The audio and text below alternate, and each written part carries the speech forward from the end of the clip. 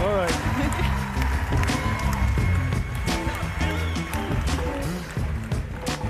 Seven years ago today, Ben Shapiro signed his agreement with what is now Bent Key Ventures, joining Jeremy Boring and Caleb Robinson in founding conservative media company, The Daily Wire.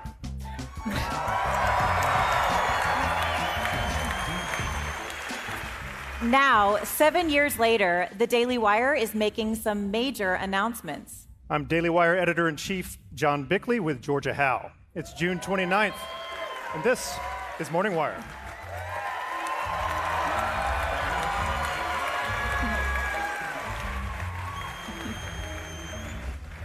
Within months of launching in 2015, The Daily Wire was the fastest-growing conservative news site in the nation, and The Ben Shapiro Show was the largest conservative podcast in the world. Since 2015, Daily Wire has launched a number of new shows, podcasts, and original series, including the ensemble show Daily Wire Backstage. The tumultuous year of 2020 saw The Daily Wire take some massive steps forward and make some bold promises. Candace Owens was coming on board.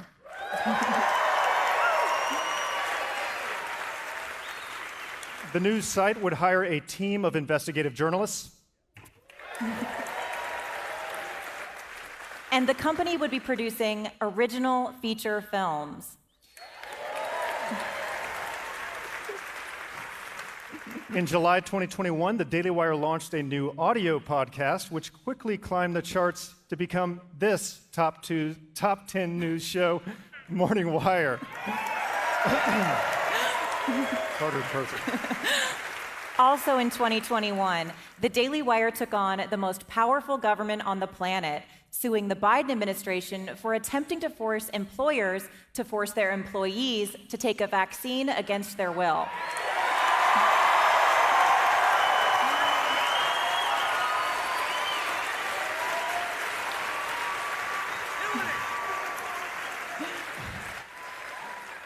On January 13th, 2022, the Supreme Court ruled in favor of The Daily Wire.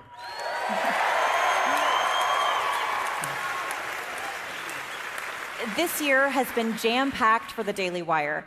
It's released a string of feature films, announced its investment in kids' entertainment content, and launched a new sports podcast, Crane and Company.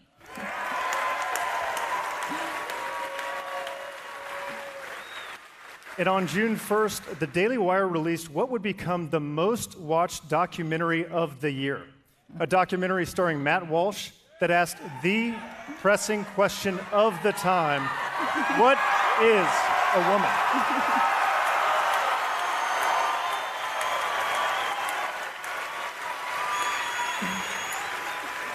And today, The Daily Wire is poised to make even more blockbuster announcements. Well, Georgia, I think that about does it. No, John, I think you missed some lines. There's like actual real live people out there. All right, then let's give them what they want and let's get this show started.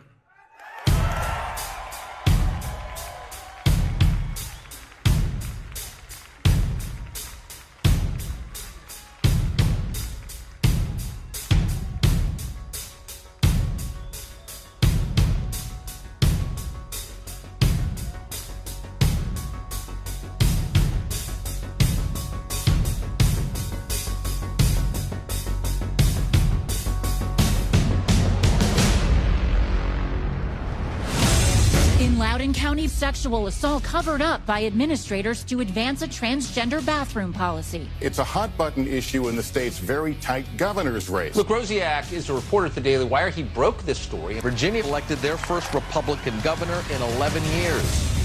I was just looking to speak to whoever is at this property because it's listed as the Black Lives Matter property. Who was George Floyd? We will give you an unvarnished look at the career of the most powerful politician in America. Isaac got attention for choosing not to kneel in unison with his teammates. Jonathan's new book, Why I Stand, from Daily Wire Books. I knew what I was standing for was dear to me, The Daily Wire is taking its lawsuit against President Biden's vaccine mandate to the Supreme Court. We're going to fight this all the way. Daily Wire took a stand saying that they would not comply. The vaccine mandate is as good as dead. And today, together, we kick the government's ass. Anyway. Choosing Death is a powerful and shocking documentary committed to telling the truth about abortion, to exposing the lies. And if the justices on the Supreme Court can face down the mob for the truth, so can we. Harry's announced it was cutting advertising with the Daily Wire, so Jeremy Boring came up with an alternative. He started his own razor company. A brand new Daily Wire sports podcast, Crane and Company, and new Daily Wire show, the comments section. I'm Brett Cooper, and this is the comment section. We got to see leaked footage from inside Disney, saying things like, we have a not-so-secret gay agenda. The Daily Wire said they'll spend $100 million to create children's programming to counter woke media companies. So what are we going to do about it? We're going to build alternatives. Morality is encoded in our behavior in a deep level. What happens when you have an entire generation of kids who are brought up on these worlds that aren't real? I have traveled all over the world asking one simple question. What is a woman? I'm not sure that we should continue with this interview. I think this interview is over. Johnny the Walrus. It sold out on Amazon in a few hours. It is not a bit of a problem. It's one hell of a problem. Hollywood is missing out. It's great to see the very fast growth of the Daily Wire. Their first fully produced film, Shut-In, really top-notch. Actress Gina Carano was fired from Disney's The Mandalorian. Daily Wire's next film will be starring and produced by Gina Carano. The Daily Wire, they just did a Western. Man, the trailer looks sick. Gina Carano, she doesn't back down. Calling all Hyperions. Don't you touch my kid! We provided a new beginning, and it starts with this movie. Ben Shapiro's Daily Wire has more followers and engagement than the New York Times or CNN. That is a problem for democracy.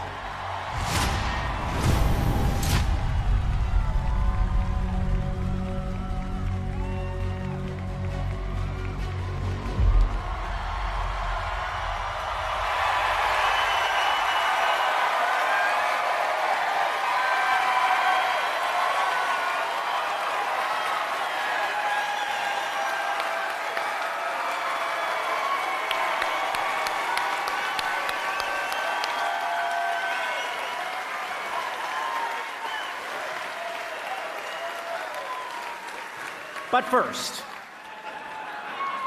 are you tired of buying your razors from companies that hate your values and cancel Michael Knowles? Jeremy's razors are 100% real, and they are 100% fabulous. A razor fit for a god king. Jeremy's razors will give you the best shape of your life and a clean conscience to boot, knowing you aren't funding left-wing social causes with your precious men's grooming dollars. Jeremy's razors will never tell you men are too toxic, or that you should teach your daughters to shave their beards, or that gender is a social construct. Stop giving your money to woke corporations that hate you. Give it to Jeremy instead. Join the over 70,000 Jeremy's Razors customers today at jeremy'srazors.com. Jeremy's Razors. Shut up and shave.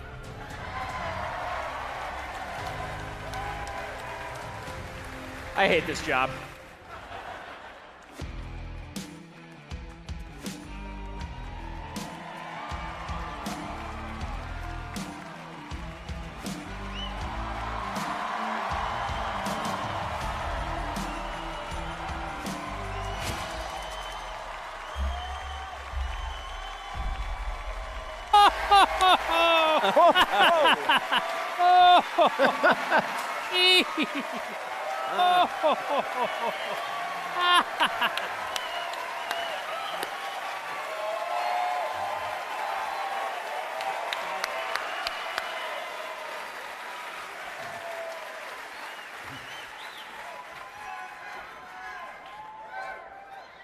Welcome to Backstage Live.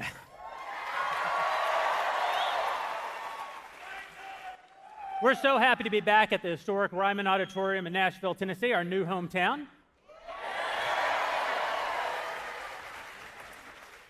As Georgia and John said, today is actually, to the day, the 7-year anniversary of the forming of the company.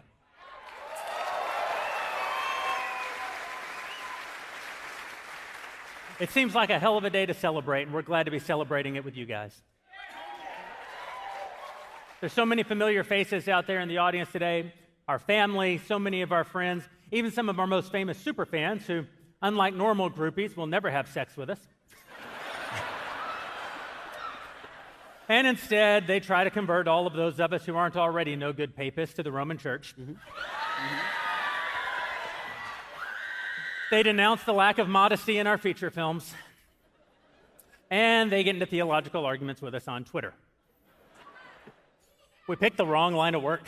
It's like, absolutely failed. At least the women we're not sleeping with are actual women, so we have that in mind. Wait, isn't that guy the guy from that documentary? Like the biggest documentary of 2022, What is a Woman, right?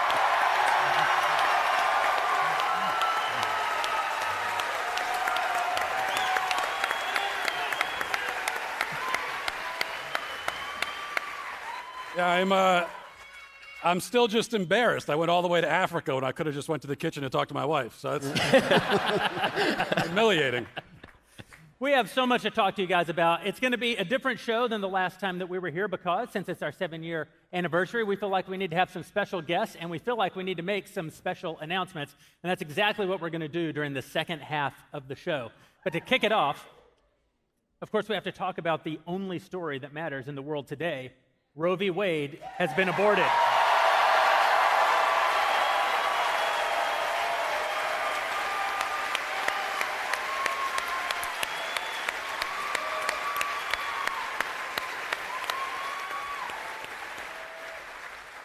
Roe v. Wade has been aborted, and it's the greatest political moment of my lifetime, and I think maybe the greatest political moment since the Second World War in this country. Unfortunately, according to the new rules of the culture in which we live, 5 cisgender white dudes aren't allowed to actually have a conversation about, a ruling that was made by 9 cisgender white dudes back in the 1970s. So to lend a little bit of credibility to our conversation, I thought we'd bring out someone who's 9 months pregnant.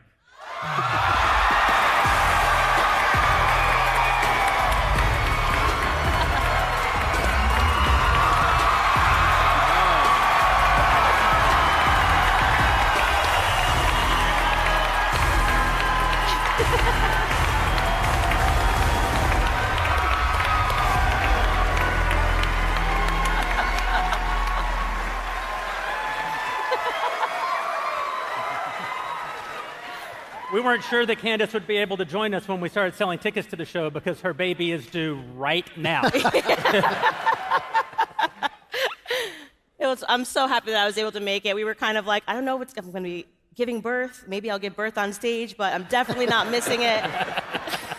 It'd be great TV. Yeah, it would be really great TV.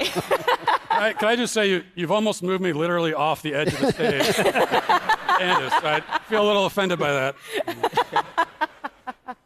Roe is gone. Unbelievable political moment. Ben, tell us what we're supposed to think. There's so much to say. It's the greatest pro-life victory, obviously, in 50 years. And really, it's when the battle begins. Because the battle was just to get enough seats on the Supreme Court to actually overturn Roe so we could actually do all this. And for this, we have to thank President Donald J. Trump. Yeah.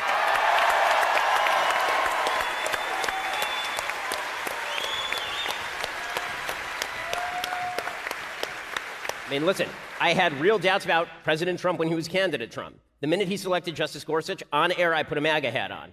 And that's because what he did here by filling 3 seats on the Supreme Court turned this thing. I really did not think in my lifetime we were going to see Roe versus Wade overturned. And now we've seen Roe versus Wade overturned. And that provides an opportunity not just for those of us who are new residents of red states and those of us who've been here for a while to actually save the lives of the unborn, but also to push forward an agenda in all the states that is going to save the lives of the preborn. So the battle really is taken up right now.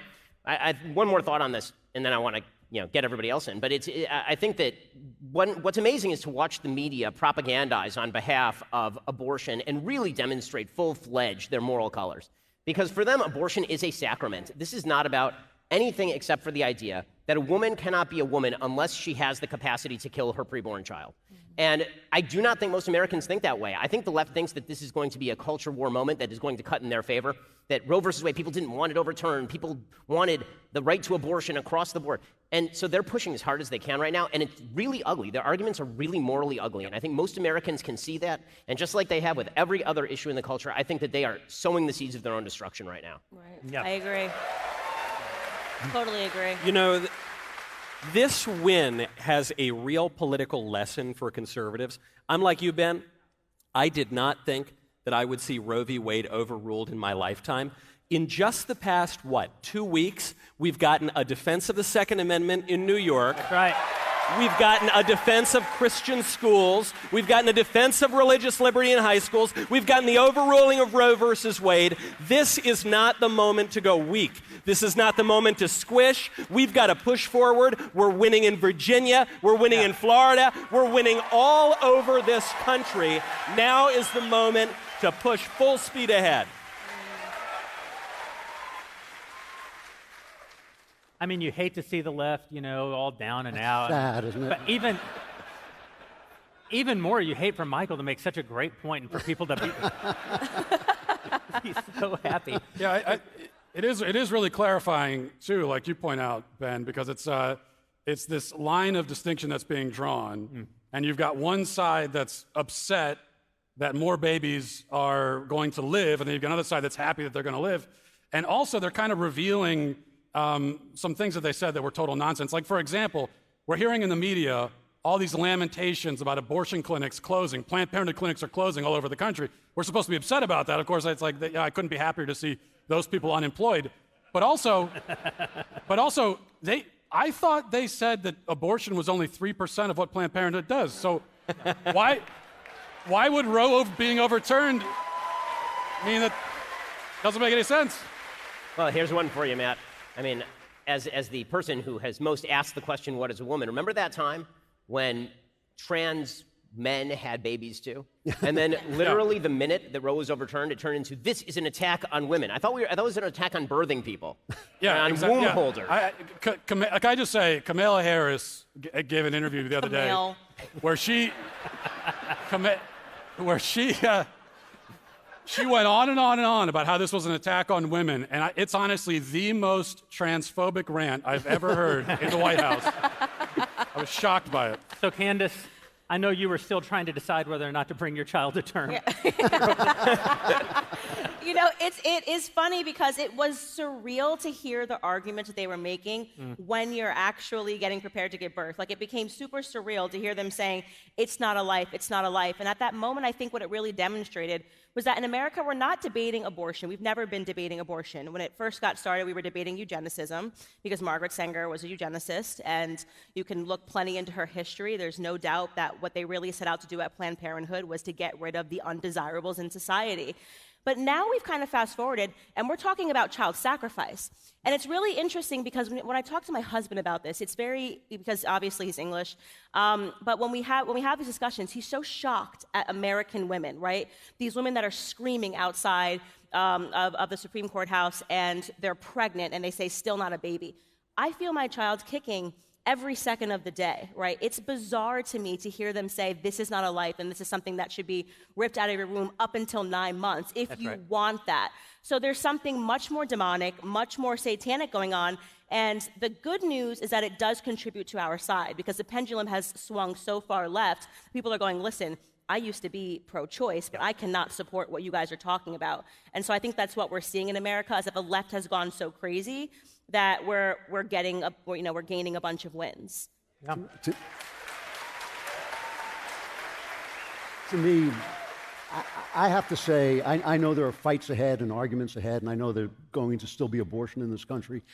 there's a huge essential difference between a country where evil things happen and a country where they tell you it's your right to do an evil thing. When you say, it's just like Dred Scott, when they tell you you have a right to do this evil thing, you dehumanize an entire segment of the population. In this case, babies who already don't have a voice. And I think back to that abortion video we made with Satan in it, where you turned in your Oscar-worthy performance as a baby, screaming, "Of course I'm a human being. Look at me," you know? And I think you take that voice away from people when you say, not that there's going to be evil, but you have a right to do that evil. And I think this is a huge win, and our country is a actual better country right this minute than it was a week ago. There's something really important, I think, to be noted about the dissent in the case. I mean, there's a lot that's really interesting legally speaking, because the truth is that Clarence Thomas is right about everything. As always, Clarence Thomas is the best justice. He's always been the best justice. So the left has suggested it's a really extreme ruling by a right-wing court. If it really were an extreme ruling by a right-wing court, they would have read life of the unborn into the 14th Amendment, and they actually would have affirmatively said that they have a right to life in the Constitution, right? They didn't do that.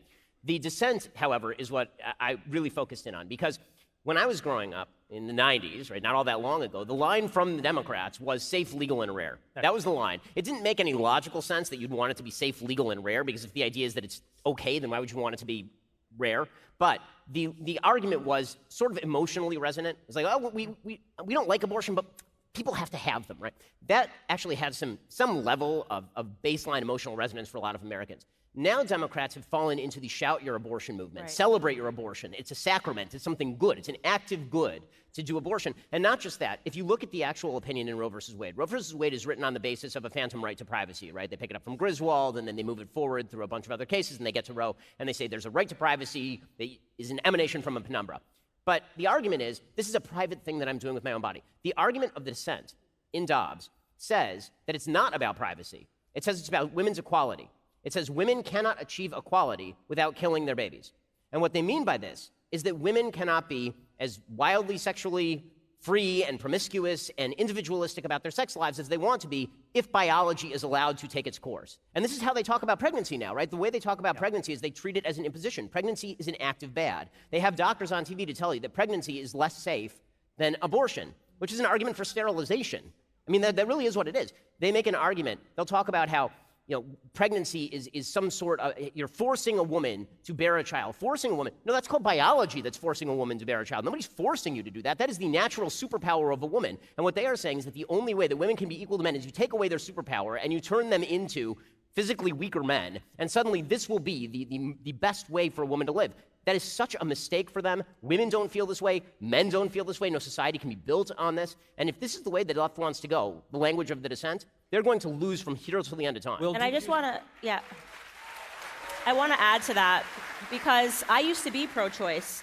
I used to be pro-choice because I think that's the natural product of having a Department of Education, right? You come up through the education system. They don't talk to you about adoption as an option. They just say, basically, you can have sex as much as you want. If you get pregnant, don't worry, you can get an abortion. It's a clump of cells. And what I was talking about just this week on my show was that my first introduction to abortion is actually with people in my cousin who became pregnant, like people in my family, two cousins who became pregnant.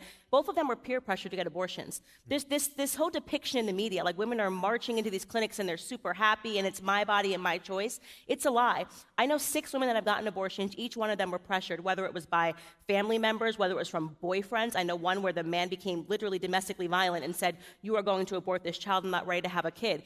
This is the conversation that America is not having. The majority of women are getting abortions under duress. So far be it from, I just want to live my life and be free.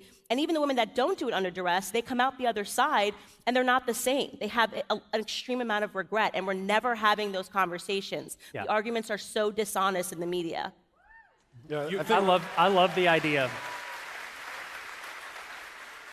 I love the idea that men are trying to force women not to make sex more convenient. It's an absolute, it's absurd on its face. It is what it is, though. It is neutralizing the natural course of sex so that men can be more free. And they tell women that, oh, now you will be as free as men. But it's such a lie. Because men won the sexual revolution. That's right. That is absolutely right. And when you talk to young women today, they are so miserable. They are told they're going to be freer, stronger, better because they can have promiscuous sex. And so many of them are depressed. And you're not allowed to talk about it. You know, there are psychologists who've written books under no name or fake names because they were afraid they would be fired if they said all the women are depressed.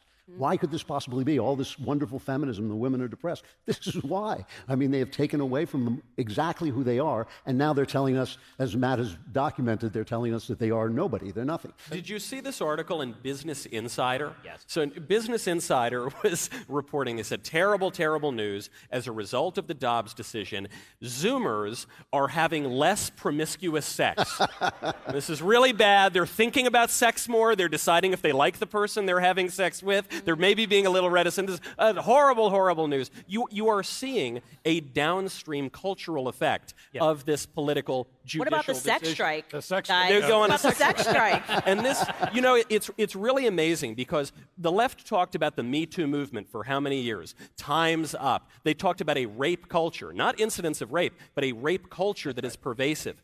All of that is because of the sexual revolution and a culture that encourages promiscuous sex. Where those lines are blurred lines, you're going to have those situations where people don't know where the boundaries are. It redounded entirely to the benefit of dirtbag men. It harmed lots and lots of women, and it killed a bunch of babies, and now that's over, and that's a big win for America. Can I just say, first of all, some of these women who say they're going on sex strikes, I look at them and I think... Already on one. That's like... You were already on one, yeah. That's like me saying I'm boycotting a vegan restaurant. You know, it's kind of a moot point. But Candace raises a really good point. Every once in a while she does that. When you say we call it the pro-choice movement, but actually the abortion industry, they trade on removing choice from women. When a woman goes into the abortion clinic, the message they're told is not that, oh, you've got all these wonderful choices. It's that you have no choice. Your life is over if you don't kill this baby, which is also why, as part of the backlash against the overturning of Roe, there's this really sinister move happening right now, and it's happening among the pro-abortion militants and also the Democrats. I repeat myself, obviously, but where they're going after the crisis pregnancy center, the pregnancy resource centers. These are the people who give choices. Exactly. These are just establishments that are set up to help pregnant women. That's all. They give you diapers. They give you counseling. They give you what you need. And the Democrats are saying, let's shut all them down because if a woman is pregnant, we want her to be desperate and afraid because it's through fear that she goes to get the abortion. The abortion clinic feeds off of fear. That's right. This is why I love, on one hand, they say, conservative Christians don't care anything about a baby once it's born. And then they also say, shut down all the conservative Christian charities that take care of babies that are born. Right.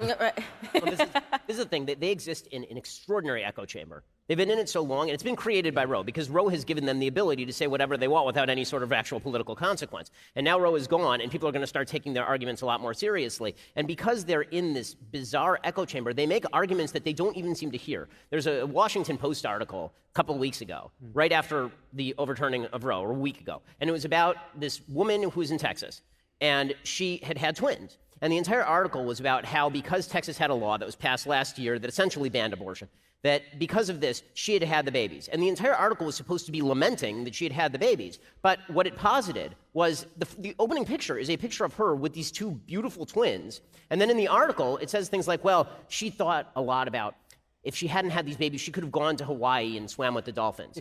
There's no way to read that article and not realize that this is a pro-life article. This is saying that the choices in your life are bear and raise two beautiful human beings, two human souls that you have brought to this planet and that you are going to allow to live an amazing life, or maybe you can see your feet in the ocean off the coast of Hawaii. And did you see what she said at the end? What the girl said at the end of that article. Yeah, she said, my life would be unimaginable without these babies. I love these babies so much. I'm so happy I kept my baby. And that's hitting at the culture of narcissism that we have. That's hitting at the culture of narcissism that we have, and we hear this with Michelle Williams when she accepts a statue and says, I would have never won this award if I had not gotten my abortion. I was reading a book, Ronnie Stark's How the West Won. And in it, he sort of depicts this temple that was being raised, Native Americans, far from the Pocahontas depictions. They were actually, they were cannibals, and Aztec warriors is what he was talking about, raising this temple, and they sacrificed children and adults every time they would build these temples. And he talked about this one temple that they raised where they sacrificed 26,000 lives. Unimaginable today, right? And we're looking at this going, oh my gosh, how barbaric, how archaic, this could never happen today. Look at American society. We're sacrificing 890,000 babies per year. Why? For convenience, for narcissism, because I'm not ready, because I think I could go further in my career if I don't have this child. That's really sick. It's for the very same reason that the Aztecs did it. It's a paganism that posits, if I sacrifice my baby, I will have more material wealth. That's exactly correct. That's the exact reason they did it. That's exactly correct. My favorite of these arguments that they make now that they don't hear because they've been in this bubble so long is the one I see on Twitter all the time, which is if women have to have their babies, then men should be forced to stay with them and take care of them.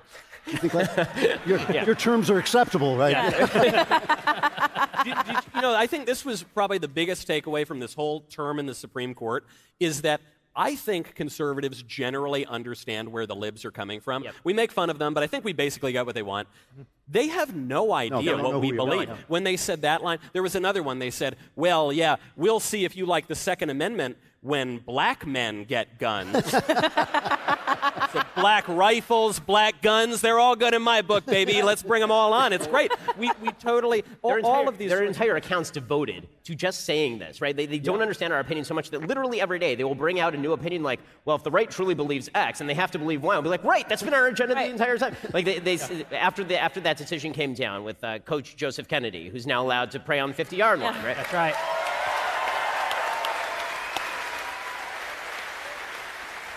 So the columnist was Jahad Ali, who writes for the New York Times sometimes, and he is like the guy who does this literally every single day he does this. He was like, well, if you allow Coach Kennedy to pray in school, a Jew might pray in school.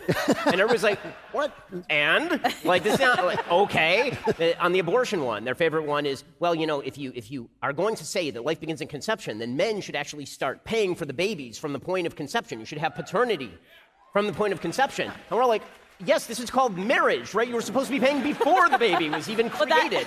That's what I thought when they said sex strike. I was like, you mean abstinence? Right. Chastity is good. That could be a thing. Superfan Margot just fainted. Yeah. The mention of the virtue of chastity. No, you really saw it in the Maine case. There was this ruling in Maine that you could take your public school funding for rural students and use it at Christian religious schools. And then the libs come out and they say, well, let's see what happens when a Muslim, which I don't know that there are Muslims in Maine, but let's say that there are. They say, when a Muslim in Maine uses that money for their own religious school. And I sort of thought, if the options right now were woke public school or madrasa, I am sending my kid to a madrasa. He will get a much more normal education, and they won't trans my kid.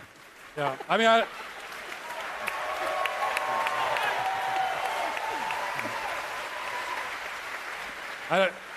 I don't know how I would feel, actually, about funding a school for the one Muslim in Maine. It feels a little bit like not a good use of funds. But I think for the left, they see everything through this intersectional lens. They see everything through the lens of race and ethnicity. They can't decide how they feel about anything at all, about any event that occurred until they know, well, what's the ethnicity of the person, what's the religion, how much did they weigh, how do they identify?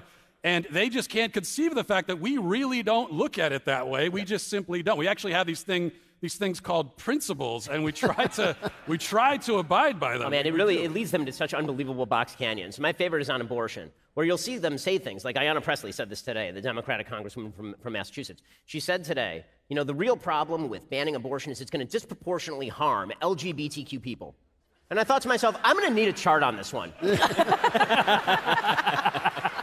I may not be an expert. I mean, I have 3 kids of my own, but I may not be an expert. I'm fairly certain that this is not primarily going to target gay men and lesbian women.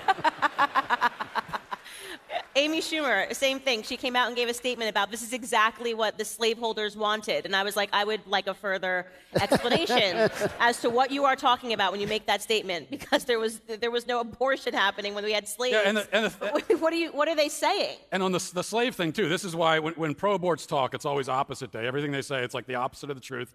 And on the slave thing, this is what they're trying to compare pro-lifers with slaveholders. But if you look back through history, you find, unfortunately, the tragic tale of human history is that there are always groups of people throughout history pointing to other groups of people and saying those people aren't people. And so we know who did that back in the 19th century in this country, it's slaveholders. Who's doing that now? Of course, it's pro-abortion people pointing to babies in the womb and saying, that's not really a person. And not just that, on the racial front, my favorite part of this is where they say, well, it's racist. What you're doing is racist because it can disproportionately harm black and Latina women and all this. And it's like, so we're so racist we want more black babies? That's your idea is that we're so racist we want there to be fewer black abortions and more black babies. That's how racist we are. Yeah, but the reason they do it, and this is why Amy Schumer is so frustrating, is because what they do is they expect black Americans to be the least educated, and they expect them, hey, be angry, go out and fight our battles. That's all it means. When someone privileged like Amy Schumer says, it's exactly what the slaveholders wanted, what she's doing is signaling to black Americans to go riot, go out and loot and protest so that her and her privileged Democrat friends can have what they want, which is the ability to abort children up to 9 months in the womb. Well, this is an important point. Yeah, let me get my applause. Yeah. You're 9 months pregnant.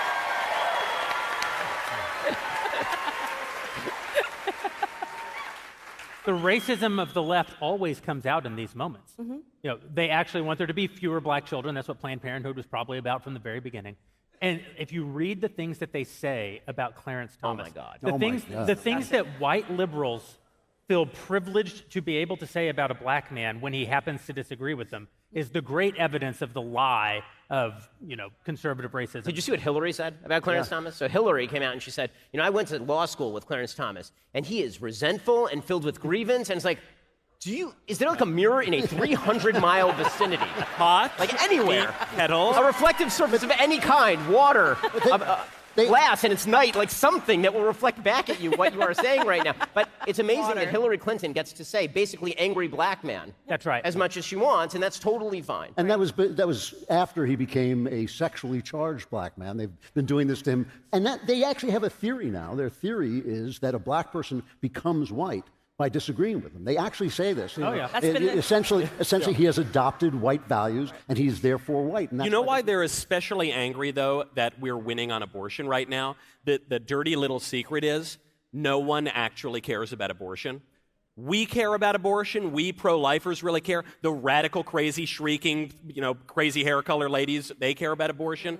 The vast majority of Americans do not care at all. Something like 15% of Americans consider abortion to be the top issue, and you figure 7.5% are pro-life, 7.5% are pro-abortion. And so when you win, when you get a victory like Dobbs, like the pro-life law in Mississippi, like the pro-life laws around the country, now the onus is on the left, on the pro-abortion side, to gin up the enthusiasm. It's not going to happen. It's not going to help them in the midterms in November. They're going to lose, and that's that. Right.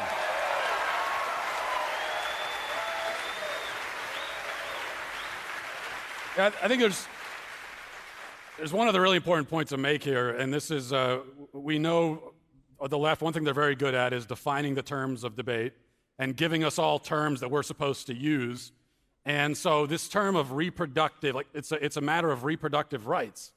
It's so absurd because when we're talking about abortion, this is an act of violence being committed against a life that has already been produced. The reproductive act, is that's the sexual act, and then reproduction is conception. So that's why when a woman is giving birth in the hospital and she's in the middle of giving birth, you never hear a doctor shout, "Oh, she's reproducing." It's like hopefully the reproduction didn't happen in the hospital. That'd be very strange. So this is abortion is not a reproductive decision, because the baby already exists. Abortion is, in fact, more of a parenting decision. It's a decision of, am I going to care for my child or kill him? That's actually the decision being made.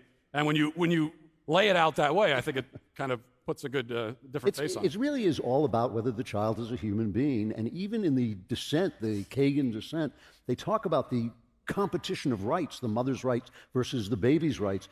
Why does a baby have rights? Why does an unborn baby have rights if it's not a human being? I mean, even their dissent kind of proved our point. That's right. I actually want to talk about that. What's going to happen next? I mean, obviously it's a great moment, it's a great thing that's happened, but there are a lot of unintended consequences whenever there's a seismic shift in policy. Overturning Roe, for example, one thing that obviously we know that Roe made abortion federally protected, but it also limited certain aspects of abortion. Now, that changed a little bit over the years with Casey, which was also overturned. But one of the things that we know is going to happen is that while there are going to be far, far fewer abortions in Tennessee, there are going to be far, far more abortions in California, but that's not the extent of it. There are going to be far, far more brutal abortions in California because essentially all the constraints that have been placed on abortion at the federal level are also removed. You're going to wind up having like abortion until your 14th birthday in blue states. Yep.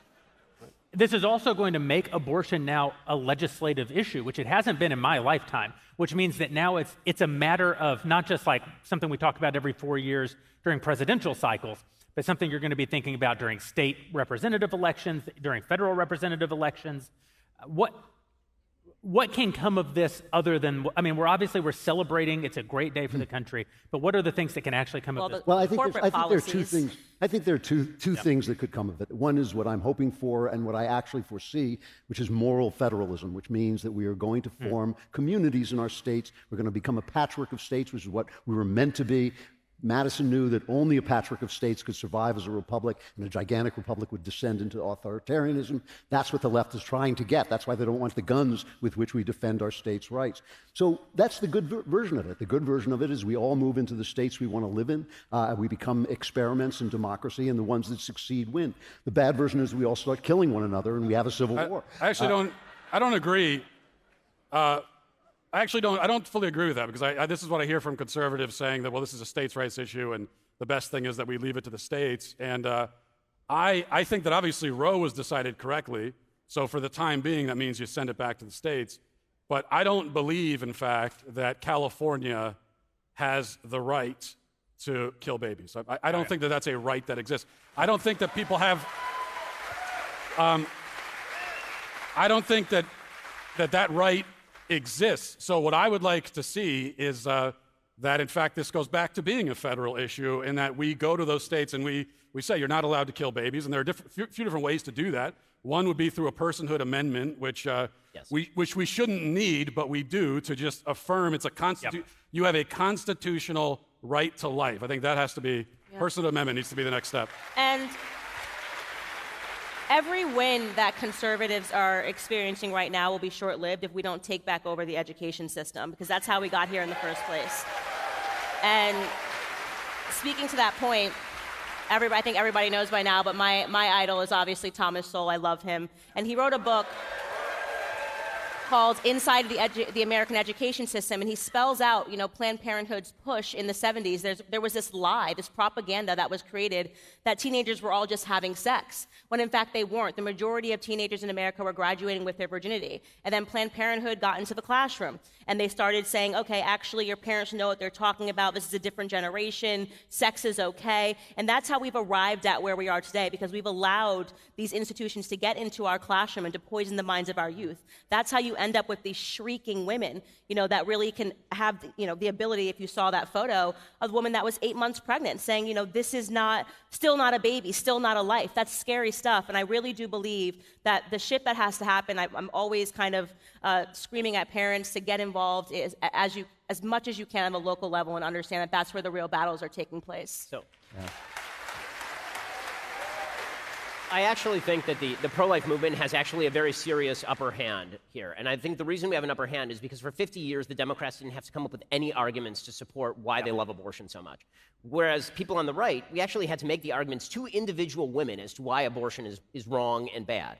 Right? This is why the number of abortions year on year has declined in the United States, actually, over the course of the last couple of decades, despite the absolute increase in population, absolute decrease in abortion, absolute increase in population. That's because the pro-life movement has done an amazing job of informing more and more women that this is the case. So that means the groundwork is being set, particularly in the purple states, which we're going to have to move the deadlines early and earlier on a state level in terms of protecting human life. But it means that the left is really wrong-footed here. I mean, Matt, you're obviously right down on a legal level. I think that the Supreme Court makes pretty clear in its opinion, and particularly in Justice Kavanaugh's concurrence, that they are not going to allow widespread federal congressional legislation purely. I don't think that if Republicans earn a majority in Congress and in the Senate and even have the presidency and then pass a law, say barring abortion at 10 weeks, that the Supreme Court will uphold that. I think they're going to have real trouble doing that under the inherent power that Congress is given under the Constitution of the United States. What it does mean is that if we're going to win this thing long term, it's going to be a gradual washing of pro-life sentiments across the land, beginning in the red states, moving across the purple states, and then finally hitting the blue states. And for the blue states that won't comply, by that point, there will be enough states to back a constitutional amendment you'll actually be able to win. That's the way it's supposed to work. Absolutely right.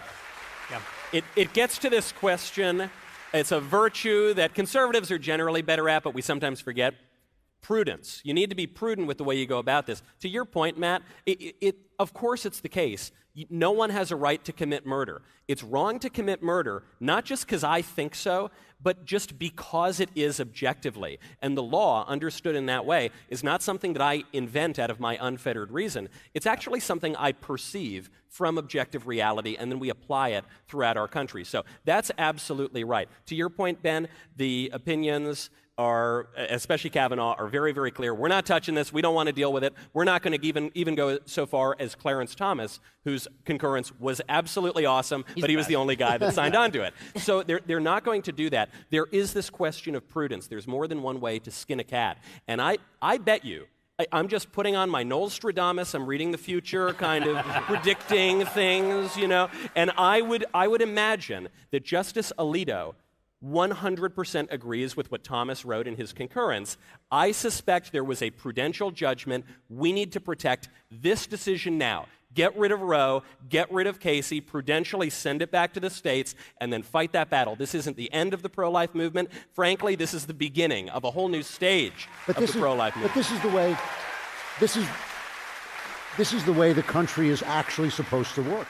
I mean, this is why Kavanaugh repeatedly, throughout his concurrence, said there's 26 states were supporting this decision. I'm an English major, but I think that's a majority of the states in the country. And I think that that's the way it's supposed to work. We're supposed to install the kind of culture, the kind of law that we want in our states, and then that wins if it works. And I think this will win. There's no question. I mean, this is the other point on the Democrats' overreach here. It's not just Democrats are overreaching in terms of wanting to legalize abortion until after you're actually dead of old age and revive you and then abort you again. What Democrats are overreaching on is also a systemic governmental issue, right? They're talking about the idea that this is anti-democratic for the Supreme Court to take itself out of the issue and refer it back to legislature. Yeah, which is the definition of democracy, right? We're going to let people vote on this issue. My God, that's anti-democratic. We can't allow that sort of thing. And so they're calling for packing the court. They're calling for killing the filibuster. They're calling for getting rid of the Senate in some cases. Right? These are the things that AOC, the estimable genius, wonderkin, is saying. Stephen Colbert wants her to run for president. I fully agree with Stephen Colbert. I also want her to run for president. That's an endorsement. You're endorsing. Ass kicked so bad. It will be amazing to watch. But their the overreach is so extreme on every level, and they can't hold themselves in. I really think that the media have done the Democrats and the left a massive disfavor because they've never been exposed to the toxicity of another argument. It just doesn't exist for them. And most of us, and when I say most of us, I don't mean most conservatives, I mean most Americans do not live in their little stupid bubble in which they all repeat their dumb euphemisms to one another. I agree, by the way. I would love to see AOC run for president. And I already raised a lot of money for her grandmother. So, thinking maybe... Abuela. Probably time to fund her campaign. I don't know. One thing we know... That might be a bridge too far to fund AOC's presidential campaign. I don't know. It's a pretty good joke. Yeah, it would be a good joke. One thing we know, because now like AOC and all the rest of Democrats are saying, well, the Supreme Court's broken. It's broken. So what we know about the left is that an institution being broken means it has stopped bowing to their demands at every... the minute it stops obeying their whims, the institution is broken. That's what it means. Yeah. Basically. I would be the only one to push back and say I wouldn't want AOC to run for president because we sit here and we mock this, but at the end of the day, we are facing an educational crisis in this country. The majority of people are driven by their emotions. That's why their arguments that are so foolish work, right? They say things that make entirely no sense and people think it's true. They get out there and they say, this means women are going to be having back alley abortions and tens of thousands of women were dying of back. None of this is true. But they don't know any better because our educational system has been rinsed of Civics 101. We're talking about a convention of states. We're talking about Article 5. Go speak to your average person that's in high school or middle school about any of these things, and they don't know anything beyond CRT and LGBTQ agenda, which is why I continually come back to that fight for the education system, because one day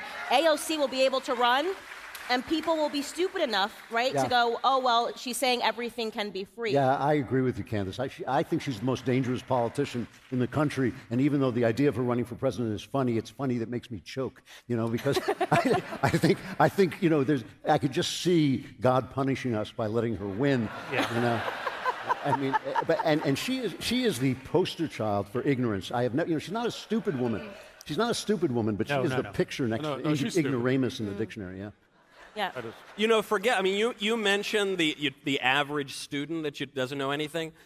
The average host of The View knows less about American civics. Yeah. And I was watching, I don't know if you saw this clip, I was watching the great philosopher Whoopi Goldberg the other day, and Dr. Whoopi said that Clarence Thomas needs to watch out in his concurrences because they are going to go after him and his marriage and make him a quarter of a person again. I scratched my head for a little. I said, first of all, who is they? Thomas is the one who knocks. Thomas is not. He is the they. But that's beside the point. Then I said the 1/4. Well, you're referring to the 3/5 compromise, but actually it was the slave states that wanted the black people to be counted as a full person, and it was the free states that didn't want them to be counted for purposes of representation. She doesn't know any of this. A country in which the elites, a country in which the people who set the public conversation, Whoopi Goldberg's on network television. Yeah. A country with that degree of ignorance among the elites cannot govern itself for very long. This is why the left goes after civics. That's why we got to fix it. She's a great public intellectual. I mean, she is a person who literally said that everyone is racist except for Hitler. Yeah. That's an actual thing that she said. Right? She said the Holocaust was not racist because Jews were white. But you are racist if you're Clarence Thomas and you voted to strike down Roe versus Wade. So with that kind of intellect, I can't follow her. I mean, frankly, it's too complex for me. How does a show hosted by Sunny, Whoopi, and Joy produce so much misery? Yeah.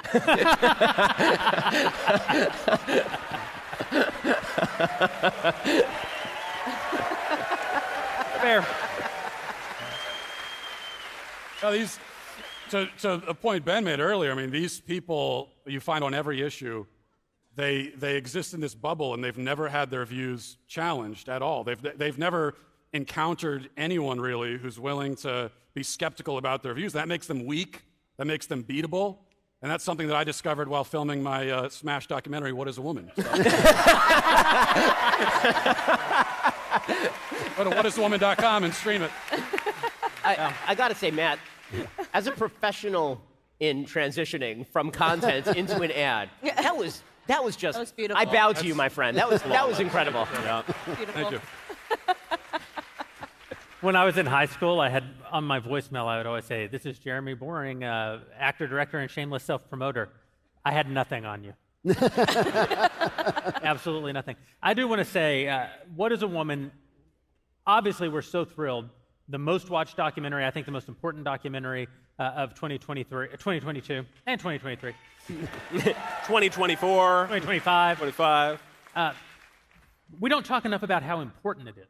How what you revealed there, as hilarious as it is also terrifying.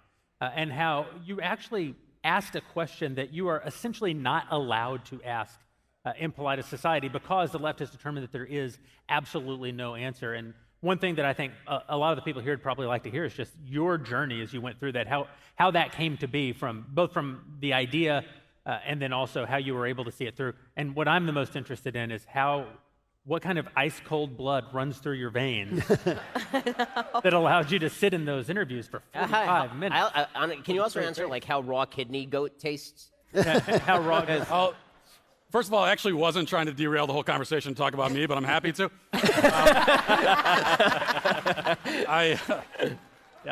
First of all, raw kidney of a goat, it's surprisingly mild, and the only problem with it is just the knowledge that it's raw kidney. And if you can get over that knowledge, it's actually not so bad.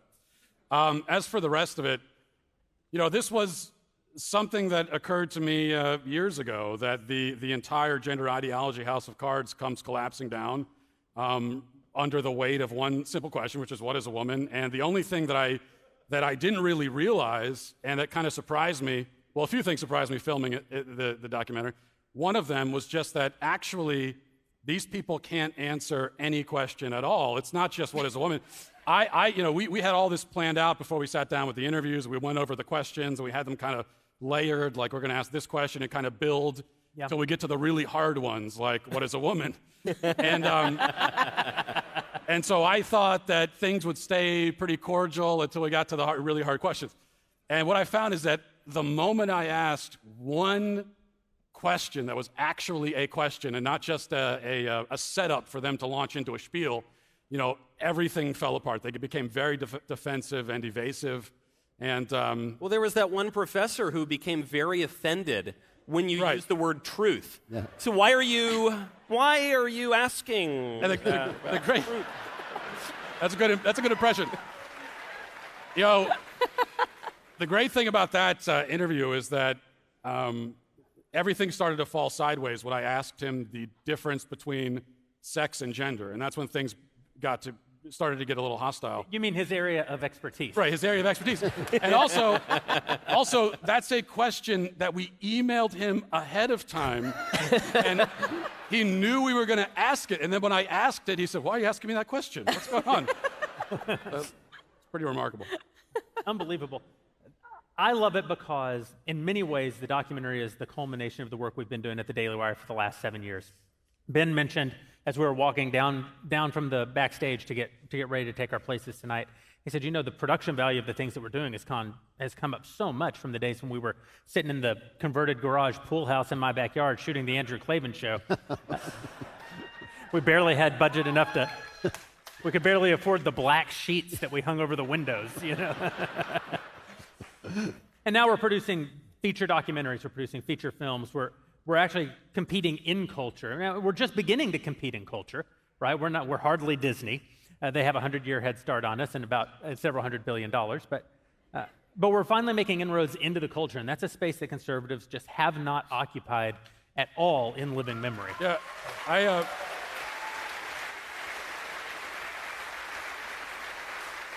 I did. One other thing about that is I think the thing that I like about the film the most is that it works as entertainment. It's a film, it's an actual movie, while also dealing with a really important subject.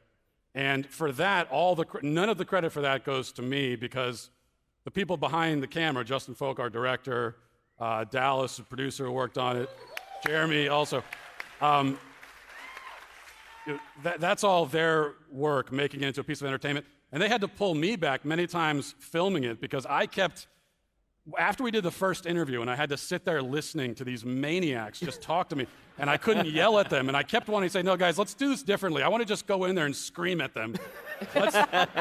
Let's make that the film." And so I had to have actual filmmakers tell me that doesn't make a good movie, and that's not the best approach to this.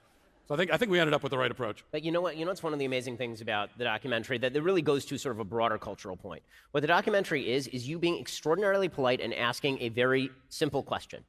And the thing that the left cannot abide is conservatives being very polite and asking very simple questions. Yeah. They can't abide it. Good point. Because what they want to do is portray us all as raging, angry, crazy people who simply want to cram down our biblical views on everybody else. And what we're beginning to see is people just saying very simple things very calmly, and the left losing their mind. And it's having an impact, not just in terms of like the stuff that we produce, but also in terms of the failures of the kind of stuff they're producing. Candace standing outside Patrice Callore's house and just saying, "Is anybody home?" Right. I mean, is an act of violence. I can do it live if you want to see. Hello? Yes, is anybody home?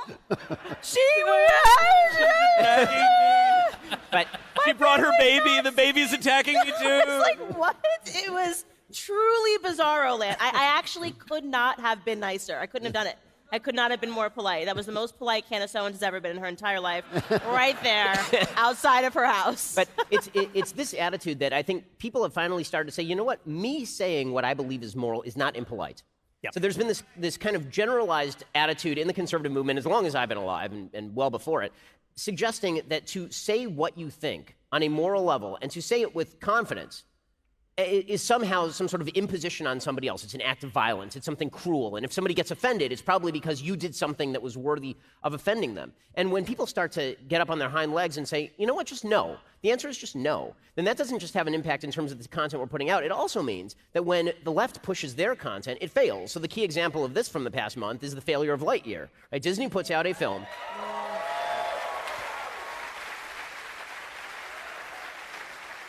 After Chris Rufo, who does wonderful work over at the Manhattan Institute, after he reveals the undercover video from a all-hands Disney meeting in which they have executives talking about a not-at-all secret gay agenda, Disney decides they're going to put a lesbian kiss in a film that is designed for small children. And all people who are conservative said is, you might want to consider whether you want your kids to see this.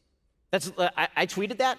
The left went insane. You're apparently not even supposed to consider whether you want your kids to see it. You're just supposed to imbibe it from the water. It's like fluoride in the water. You're just supposed to drink it. Yeah. You're never supposed to think about what it is that you're imbibing. And it's supposed to turn you into a lesbian. No, that's not what it doesn't do that. Alex Jones. Yeah, no, it doesn't do that. No, it doesn't.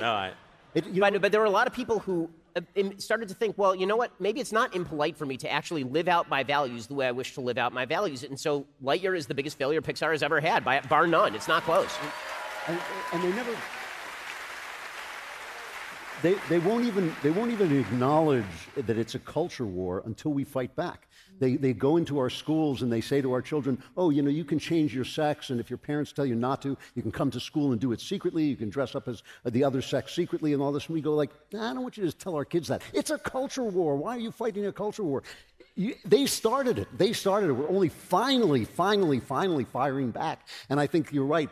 Once we start to fire back, I think they're done. They're done. Right. And actually, I think the coolest part of the documentary is that you went to Africa, because that's such a household discussion in my home, because my husband's always like, these conversations, when you're in the bush of Africa, they don't even understand the concept of lesbian and gay, yet alone trying to explain to them what it means to be a trans man or a trans woman. And it kind of goes back to what I always talk about, which is this concept of over-civilization. Like, humanity wants to constantly strive towards progress, but what happens when we've actually kind of progressed to like good civilization is we get to this point where people are actually going so progressive that we're regressive. We see this everywhere. We've gotten so progressive that you just walked around America and asked a basic question, what is a woman? And no one could give you a straight answer. But then you got on a plane and went to Africa, and they're supposed to be, you know, living behind, and they can answer your question clearly, and they look at you like you're absolutely Looney Tunes. It's the same with Black Lives Matter, right? We've gotten so progressive on the race issues that actually we're just asking for segregation again, right? Please only see me as a black person in every space that I walk into. Right. I mean, that's where America has really gotten into, this circumstance of... Our friend Bill Whittle talks about progress, and he says,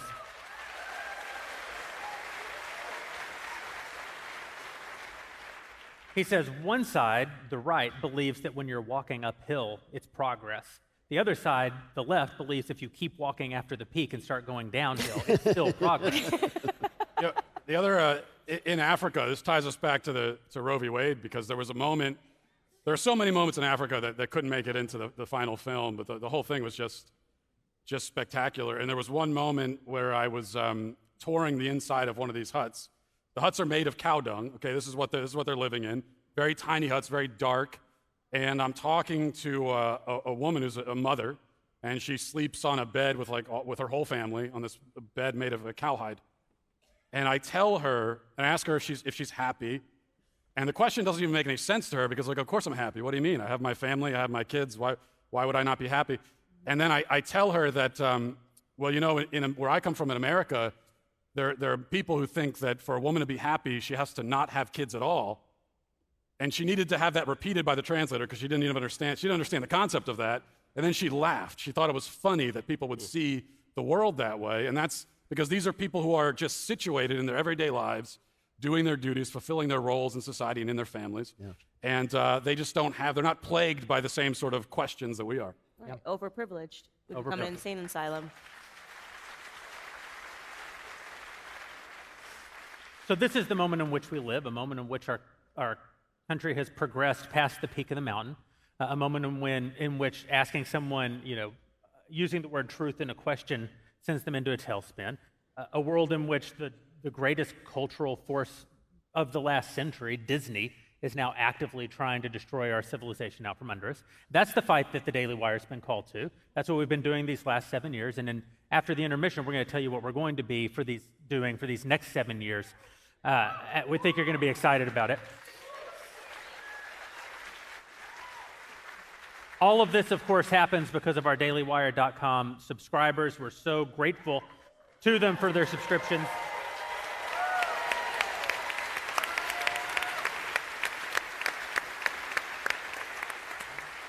A lot of people asked when we first announced that we were going to be releasing What is a Woman, why are you putting it behind a paywall? Why isn't it out for free? And the answer is because it can't not be out for free. You cannot make this kind of content for free. You can only make this kind of content if you have people like the dailywire.com subscribers who are willing to who believe it has value and they're willing to trade money for that value.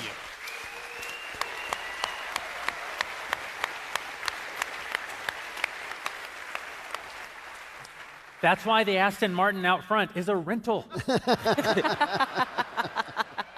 Because we have to make a lot more great content before we'll feel like we are in the right buying one for ourselves. And then we will. We're going to be telling you about the future. We want you right now, if you're watching at home, go to questions@dailywire.com, because in the second part of the show, we're going to do a rapid-fire Q&A. We usually do this reserved for only our dailywire.com subscribers, but because this is a huge show, a night of huge announcements to come after the intermission, we want to include everyone. So again, questions@dailywire.com. Get your questions in now so that we can answer them after the intermission. And the last thing I want to tell you guys before we leave is I love it when you're at a wedding or a funeral and a baby cries.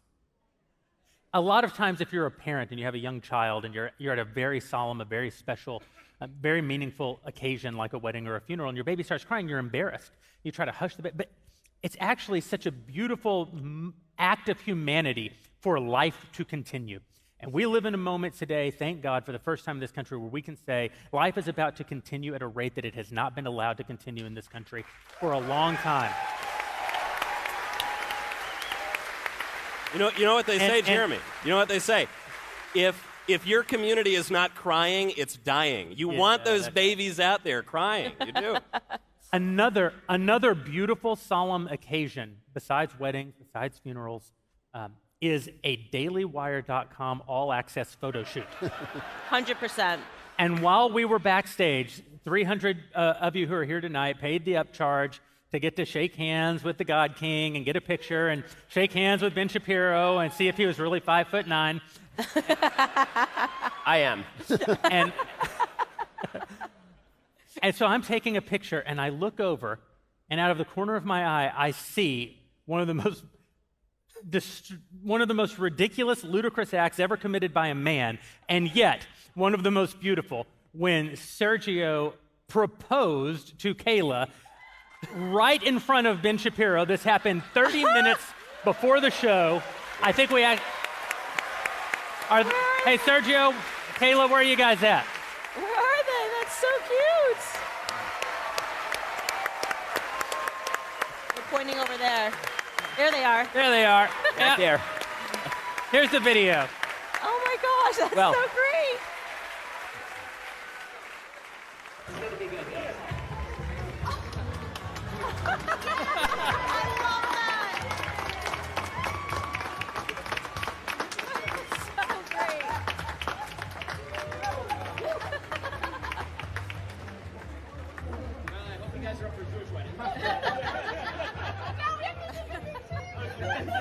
Sergio and Kayla, everybody.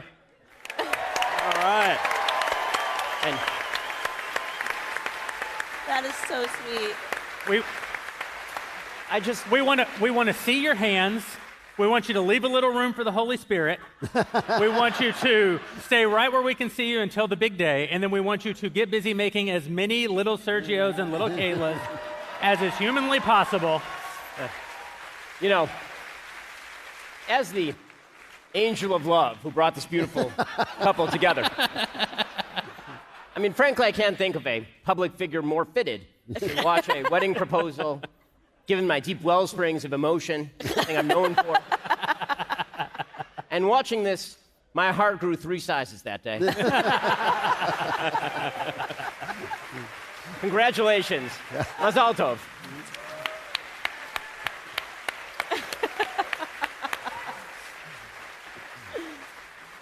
Now go buy some swag, go buy some drinks, go buy some popcorn. We're going to go to the back and use the restrooms because we've been up here for a long time. And we're going to see you in 15 minutes and tell you about the future.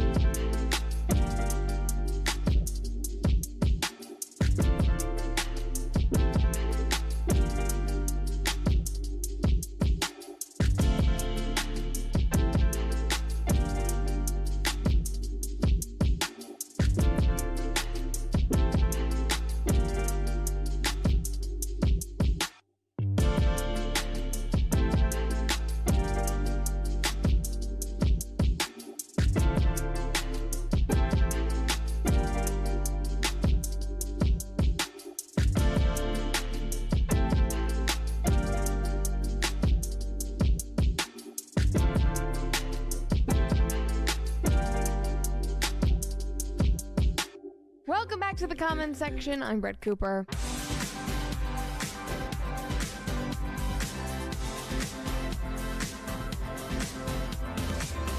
There's a woman who married a doll. I'm losing all hope. Have you ever been called a toilet brush before? I have not. But this is a lot of firsts. You have been now. And I'm not crazy, right? Like, she looks too much like Ben Shapiro. Blue check Twitter lost its damn mind. She is the darling of the Daily Wire, Gina Carano. The darling of the Daily Wire? Yes! Oh my gosh, that's the sweetest thing ever. You know, if you thought that we were finished talking about insane people, we're not. We're never done. You should be worried about us because we have common sense. Because our arguments are reaching people. It's because we're based.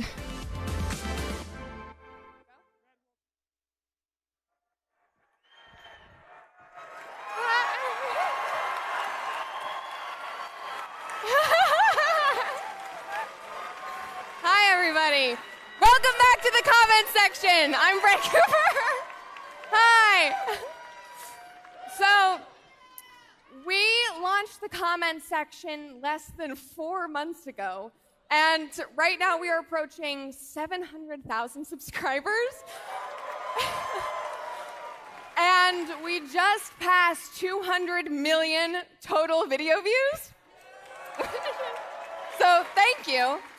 In our pitch meeting with the lowercase God King himself, he said verbatim, "I don't get this show. It's not for me, but I know there's an audience for it." Clearly, he was right, as he usually is. He understood that this type of non-traditional content was the future for our movement, and for some crazy reason, he trusted me to lead it.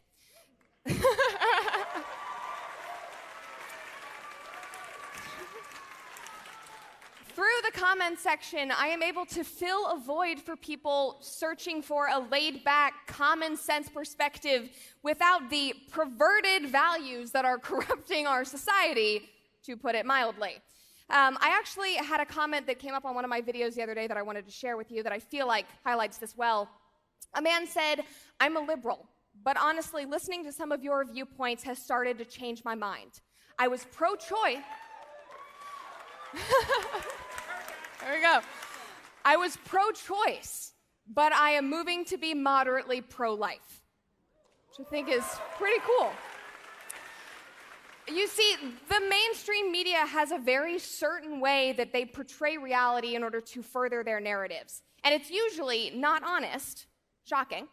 And I have found that people are a lot more reasonable than journalists would like us to think.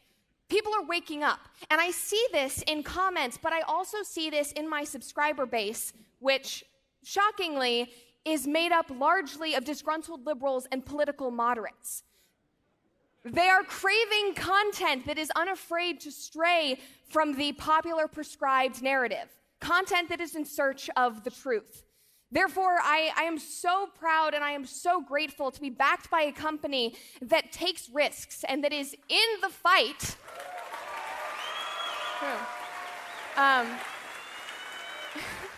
And that truly never fails to go against the grain. And this is only the beginning.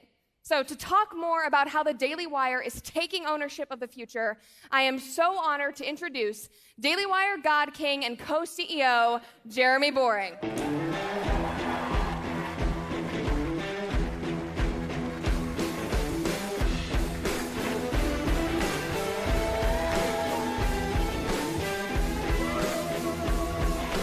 She says I trusted her, but in all honesty, I thought she was Ben Shapiro for the first 3 weeks she worked for the company.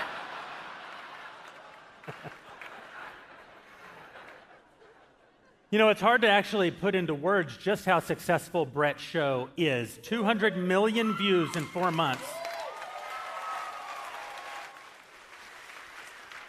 Makes her one of, if not the fastest growing, not political channel, but channel of any kind on YouTube. It's an unimaginable number. It's the kind of number that took the Daily Wire when we were first founded years to accumulate that number of views, and Brett's been able to accomplish it in 4 months because she is speaking to people that no one has ever bothered to speak to before. So let's give it up one more time for Brett Cooper.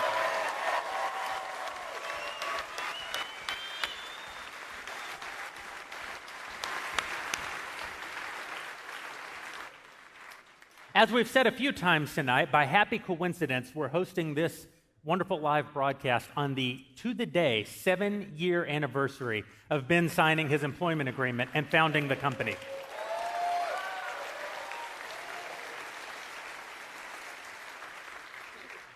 Some of the people who are here tonight were there at that very beginning. Caleb and I, of course, Levi, who's here with us, Jonathan Hay, others who are here today, some of whom write pseudonymously, so I can't even say their names. Very quickly thereafter, John Bickley came to join us, and he's still here tonight with Georgia Howe. They host Morning Wire, one of the most important shows that we're doing. John and Georgia.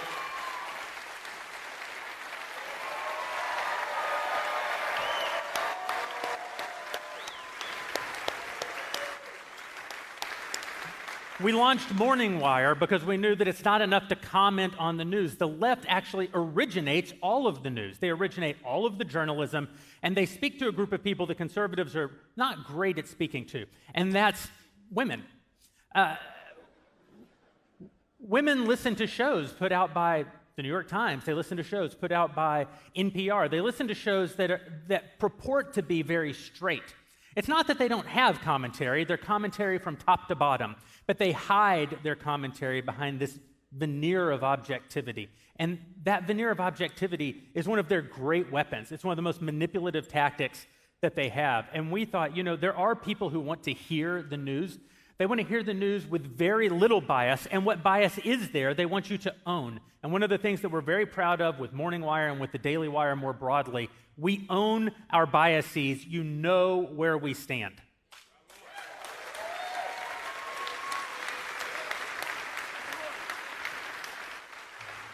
That doesn't mean that we don't endeavor to tell the truth. We even endeavor to tell the truth when we think that our audience will be angry with us for telling the truth. Politics is not always a game that rewards the telling of the truth.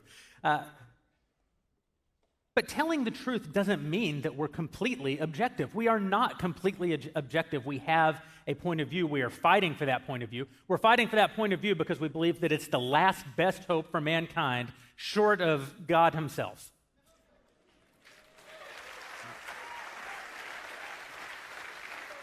And of course, the good thing about God is he can do whatever he wants, whenever he wants, whether we have a good website or don't have a good website. I don't claim to speak for God. But we speak the truth as we understand it, and we hold ourselves to a very high standard. That's not the only new show that we've launched in the last year. Sitting right next to John and Georgia are our friends Crane & Co.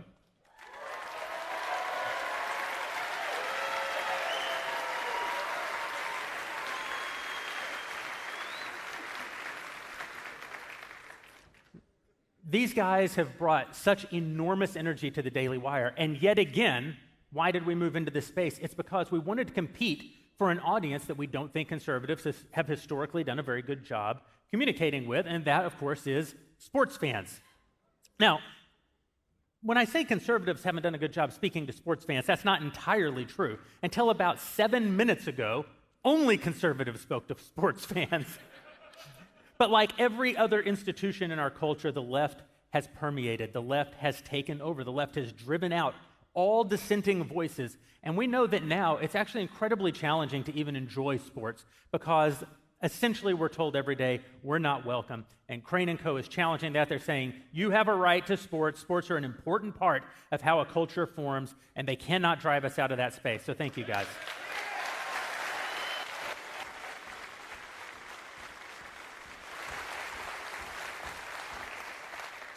Since we launched the Daily Wire, you guys know the success has been unbelievable. The Ben Shapiro Show, which started in my converted garage pool house, has, over the last 7 years, been downloaded 1.6 billion times.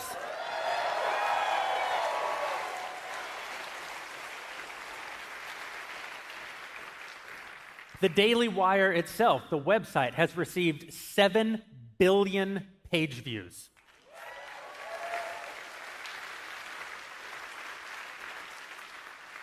And for 18 months over the last 2 years, we were the #1 publisher in the world, the most engaged publisher, not the most engaged conservative publisher, not the most engaged news publisher, the most engaged publisher of any kind in the world on the #1 platform, Facebook.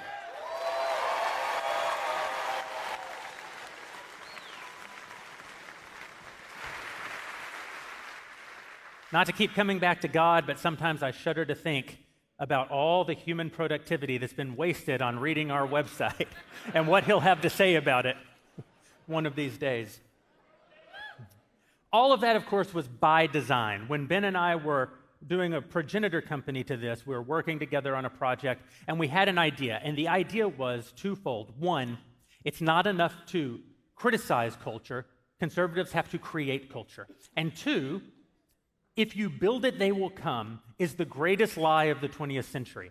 You have to tell them about it. You have to engage in incredible amounts of marketing, and conservatives are terrible at marketing. And so we founded the Daily Wire to deal with the second problem first. What if we weren't the first people to decide, let's write news stories that aren't subject to a huge left-wing bias? We weren't the first people to think, let's talk about important issues, not from a left-wing bias. Of course, there are many forebears, many giants on whose shoulders we stand in that department. What we thought we could bring uniquely to it was the idea of marketing those ideas to a massive audience. We had early success, not just in this company. Before we founded the Daily Wire, our friends at Prager University were getting started, and they had a very similar vision.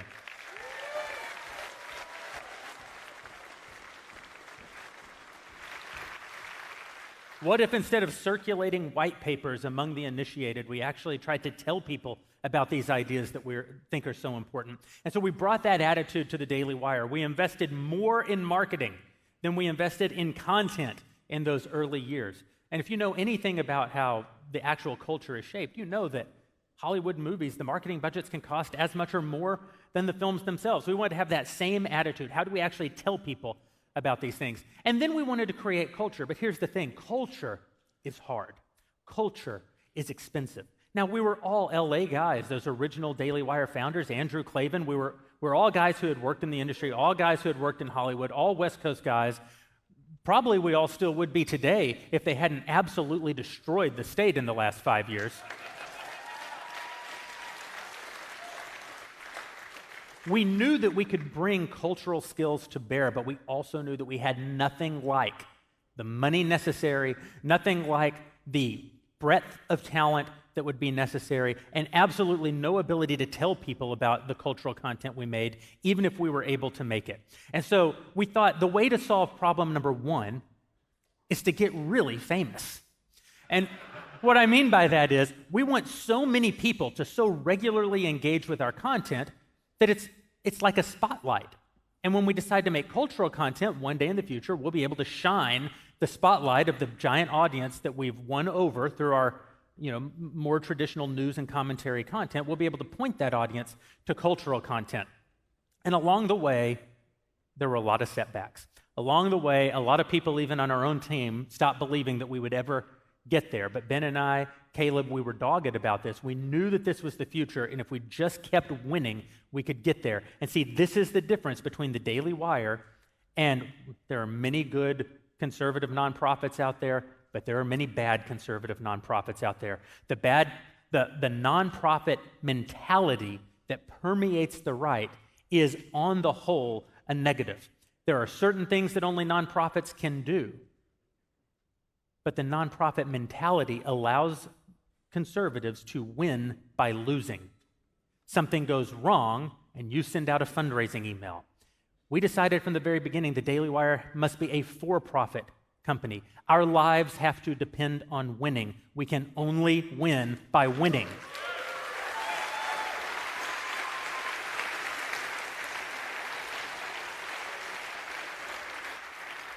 And so we won, and we won, and we won, and we won. And then COVID happened. And in the middle of June in 2020, when the whole world was shut down, when no one was going to work, I read an article. I should have looked it up before I came out. I believe it was in Rolling Stone, but I could be wrong, which essentially said, it's time to move away from Law and Order SVU. And the reason was, it's time to stop watching Law and Order SVU, because even though it's about a badass female detective who takes down dirty male sex offenders, it promulgates the lie that some cops are good. And I thought, A Hollywood in 2020, a Hollywood that will not make shows about good cops would be as if in 1960 Hollywood decided it couldn't make Westerns.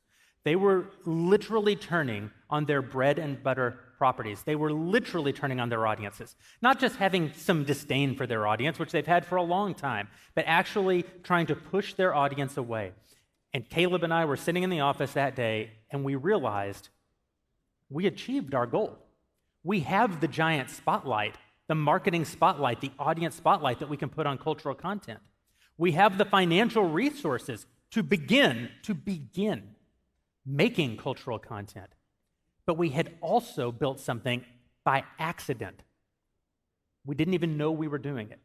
We had built the ability to distribute cultural content because we had built a piece of technology to allow people to subscribe in order to watch video versions of our podcasts. And that technology was agnostic as to what kind of content we actually put on it. And in that period of time, Dallas Saunier entered our lives. Dallas is here tonight.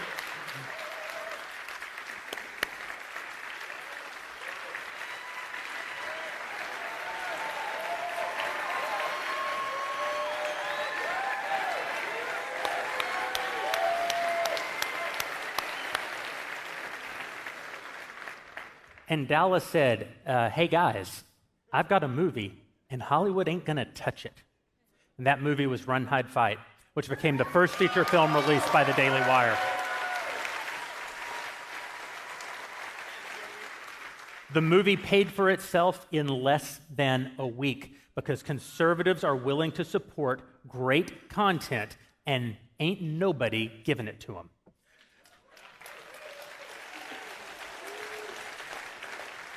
And that's when things started to change. The very nature of the Daily Wire began to change. Here's the thing. We didn't start moving away from great news. We didn't start moving away from great opinion journalism. We didn't start moving away from commentary and analysis. We doubled down on all of those things. We started hiring investigative journalists. We started up-resing our editorial team. We started sending people like Luke Rosiak into the Virginia School Board.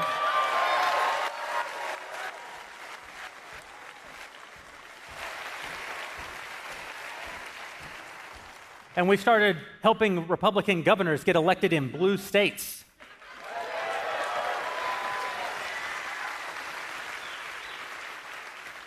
But we also started developing cultural content.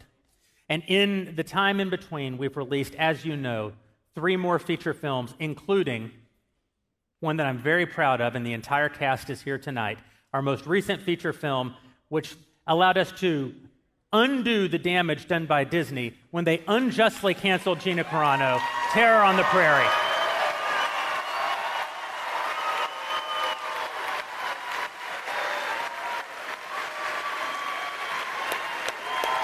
Gina Carano, everybody.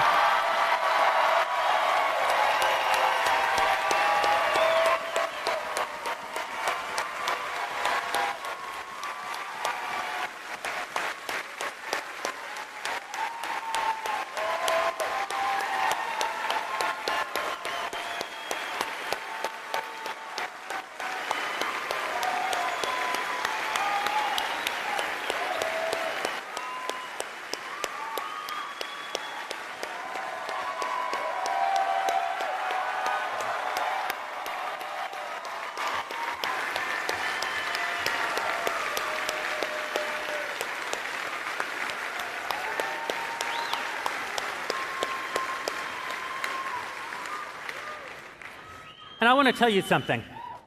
Gina and I have never once talked about politics. I have no idea who Gina votes for. I don't know if Gina's a conservative or not, and I'm not going to ask her while you're all watching. But I can tell you this, Gina was not canceled by Disney for being a rabid right-winger. She was canceled by Disney for not being a rabid left-winger. It is the most unjust cancellation that we have ever seen since cancel culture began. And the movie that Gina produced with Dallas for us, Terror on the Prairie, is an absolute triumph. It is the metaphor for Gina's life. It is a woman standing up against those people who would take everything for her and saying no. And that's exactly what Gina's doing in her real life.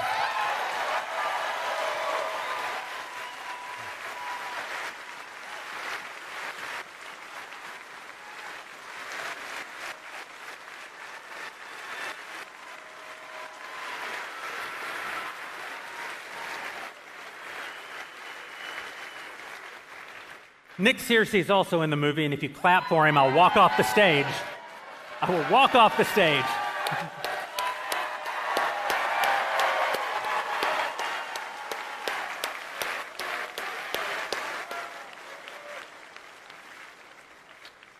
In addition to being an absolutely terrific actor, Nick is a fierce warrior for this country. He's one of the most outspoken actors to come out of Hollywood. He never backs down from a fight. He's a regular son of a bitch, I'm not going to lie to you. And we're very glad that he's on our side, Nick.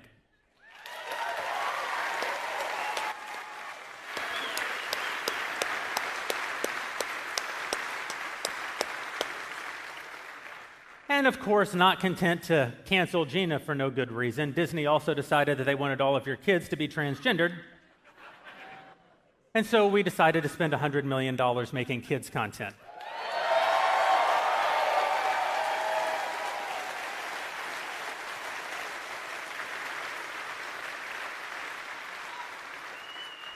Now you may say, God King, where does this $100 million come from? I'm wondering myself. I can tell you this, the Daily Wire has been approached by 6 different entities in the last 3 months about doing a public offering by way of a SPAC, and we have said no.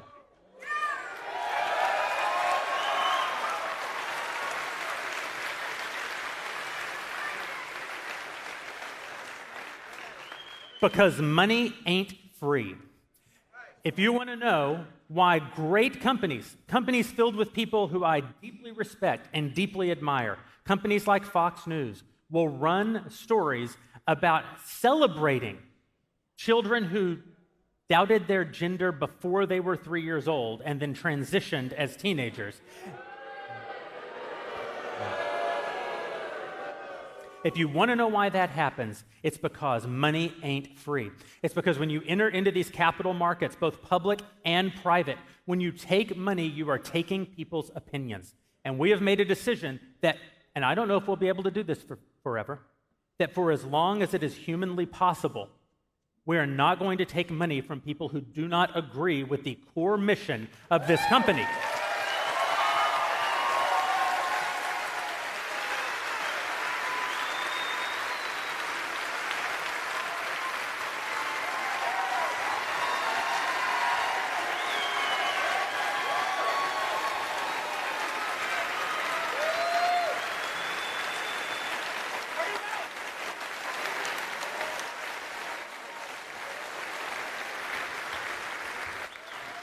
I appreciate that you will all clap for me continuing to be poor. No. Here's the hard part. That means the money has to come from you.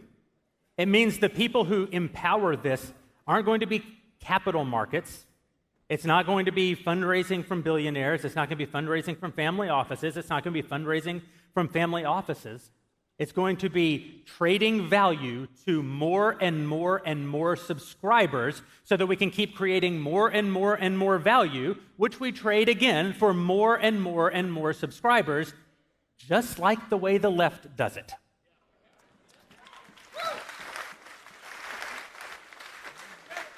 If you watch one of our movies and you think, I mean, they didn't quite do everything that I want them to do. Yeah. It's like you've fallen for the lie that the new dad believes when he goes down to the gift shop at the hospital and buys himself a World's Greatest Dad ball cap. He's not even a mediocre dad. He's been a dad for 14 and a half minutes. We are just getting started.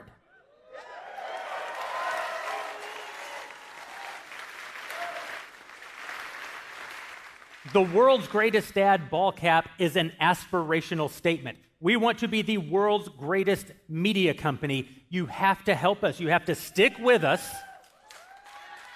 Give us a little bit of room to try. Give us a little bit of room to miss. We're going to knock it out of the park, and no one else is going to do it.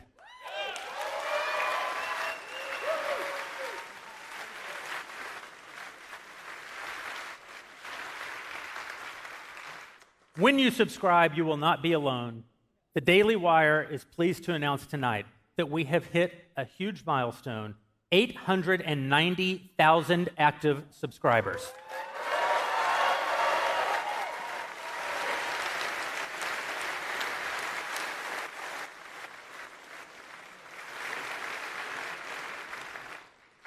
Netflix has 200 million. That's one company. Disney has 200 million subscribers. That's two companies. HBO, Paramount Plus, Peacock, Starz, Showtime, on and on and on and on it goes. To compete, we have to grow. To compete, we have to scale. To compete, we have to do those things together. We are in this fight together. We believe every day it is our advertisers and, most importantly, our subscribers who make it possible for us to be in this fight at all. And it will not be enough to get to 1 million. And it will not be enough to get to 2 million. And it will not be enough to get to 10 million. But it'll be a damn good start.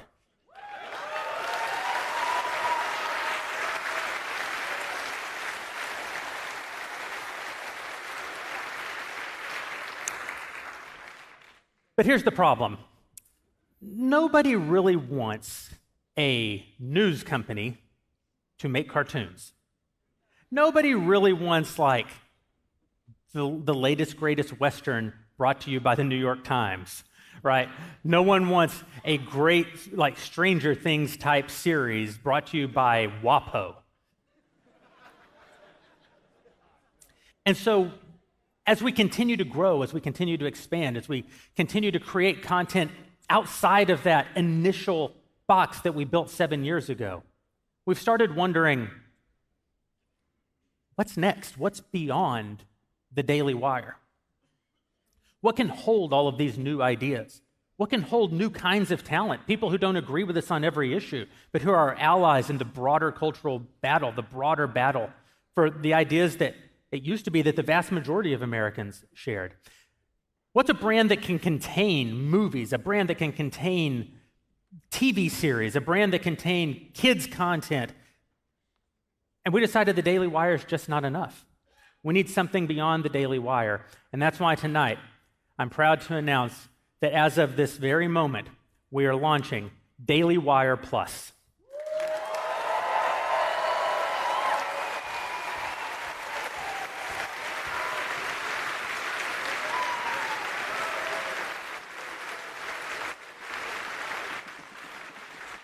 It's the Daily Wire, plus all of those other things. You know, we've had some technology problems over the last 30 days. We launched Matt Walsh's seminal documentary, What is a Woman? And were immediately brought under an enormous DDoS attack that I know made life for many of you very difficult in those first 24 or 48 hours trying to watch the film. A lot of people who wanted to subscribe couldn't. Worse, a lot of people were able to subscribe. We took their money. They still couldn't watch the movie. It was terrible. It was humiliating. It was malicious. It was an attack aimed at stopping the work that we do. So we've got to do better. We've got to build more. Over the next 9 months, our entire tech infrastructure is going to be rebuilt. By January, Daily Wire Plus will be the best piece of technology that exists on the right today.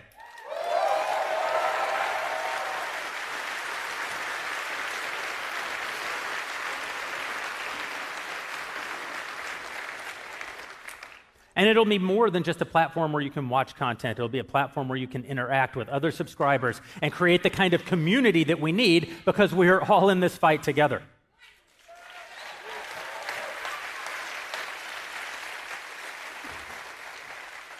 And it will have more movies. And it will have scripted series, and it will have reality television, and it will have kids' content.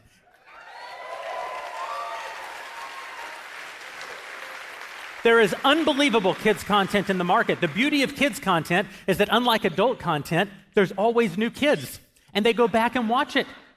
So there's an unbelievable library of content. Most of it's at Disney, let's be honest. But it's not that the content isn't great, it's that you can't trust the platform.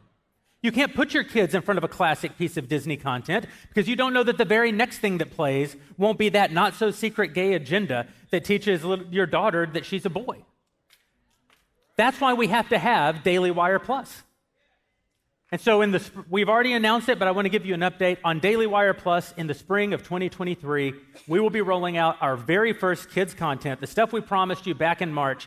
And here tonight, I have for you the first tiny taste, the first tiny teaser of our very first animated show, Chipchilla.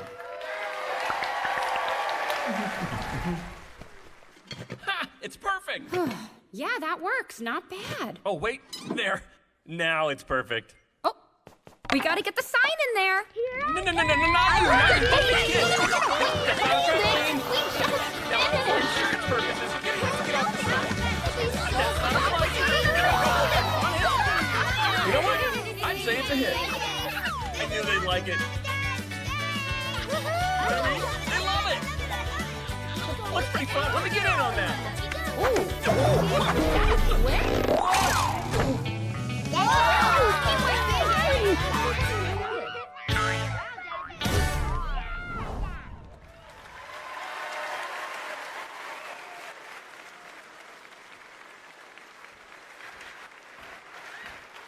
Why does it matter? It matters because kids go to school for 40 hours a week, and then they engage in pop culture for 40 more hours every week. That means for 80 hours of a child's week, you are turning them over to the left. A good parent might spend 15 minutes a day in not deep, but meaningful conversation with their kids. I don't mean wash your hands, make your bed. I mean actually engaging with them on ideas. A great parent might take their kid to church for 1 hour or 2 hours or 3 hours a week. The other 80, they're watching Disney. The other 80, they're online. The other 80, they're in public schools. We have to challenge the left every single place that it lives. You have to help us. You can wait and subscribe when the content is there. I would ask you to subscribe today at Daily Wire Plus and help us actually bring this content to life.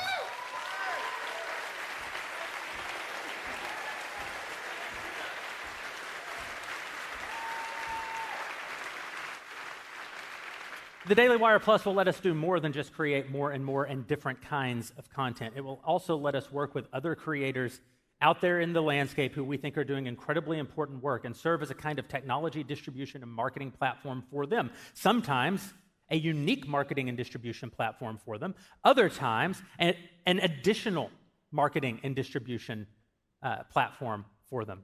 As you know, this company from before it was ever founded has had a great relationship with PragerU.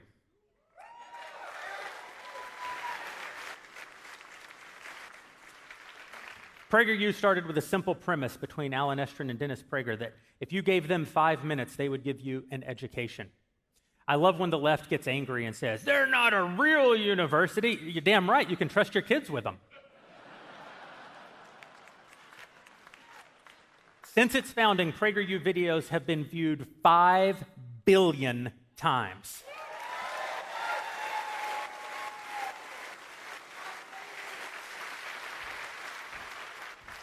Tonight, I'm proud to tell you that not only is the Daily Wire continuing its relationship with PragerU, which means hosting their entire library behind our paywall to bring value to our subscribers and additional audience for PragerU.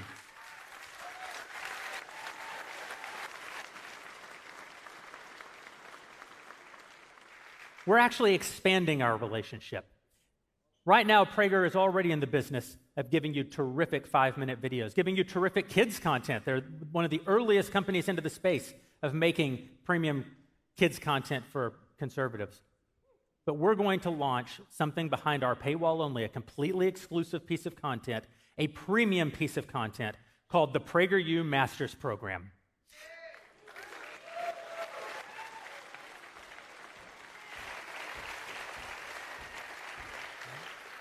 These will be highly produced, incredibly deep, 45-minute episodes featuring Dennis Prager himself, and he's here tonight to tell you a little bit about it.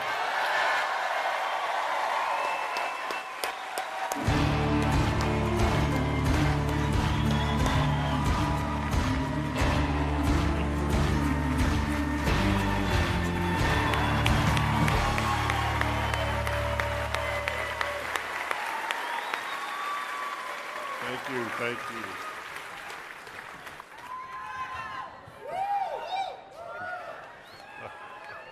Well, Dennis, it's been a long time in coming. First of all, well, thank you for being the second Jew in the state of Tennessee. But actually, yeah, I have a family history going back with you personally. Obviously, you were a formative person in my own parents' experience moving toward religiosity in Judaism, as you were for so many people moving toward deeper, more religious thought. And in your new PragerU Masterclass series for DW+, you're going to be taking the deepest issues, and you're going to be diving all the way down to the bottom in 45 minutes or less. So I'm going to give you like a few minutes right now to dive down to this question. What is the biggest moral crisis facing the country right now? Secularization. I have devoted my life. Most conservatives don't agree with us or with me on this particular subject. Whenever I summarize my life's work, and I'll be 40 years on radio in August, and whenever I summarize it, I say, really, there has been one overwhelming theme: the consequences of secularism. Secularism is wonderful for government, it's wonderful for the sciences, and it's awful for the rest of life. And most conservatives don't know that. Many religious people don't know it, and certainly don't know how to make the case for it. But everything that we're seeing, all the chaos that we are seeing now, is a result of the death of God and the Bible as the most important book in American life.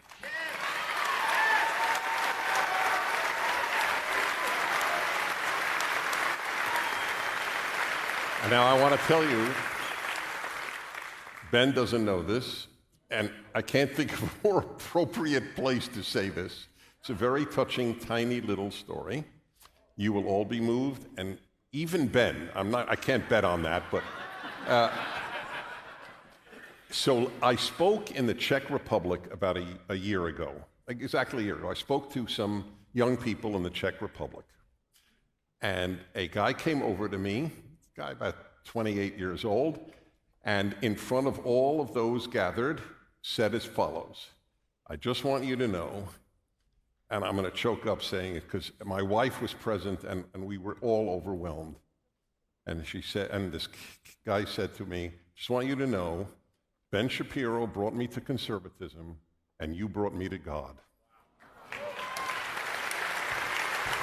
And that beautiful? And of course, my immediate reaction was, I didn't bring you to conservatism. No. That was a joke. It was a joke. Okay, but I thought, this is the Czech Republic. We're being heard. And it's important to me that kids young people in the Czech Republic. I have a theory that Eastern Europe will save Western Europe in the final analysis, but that's another issue. Anyway. This project that I'm going to be doing with you, it's such a beautiful thing how much we work together. We have one employer, him. And we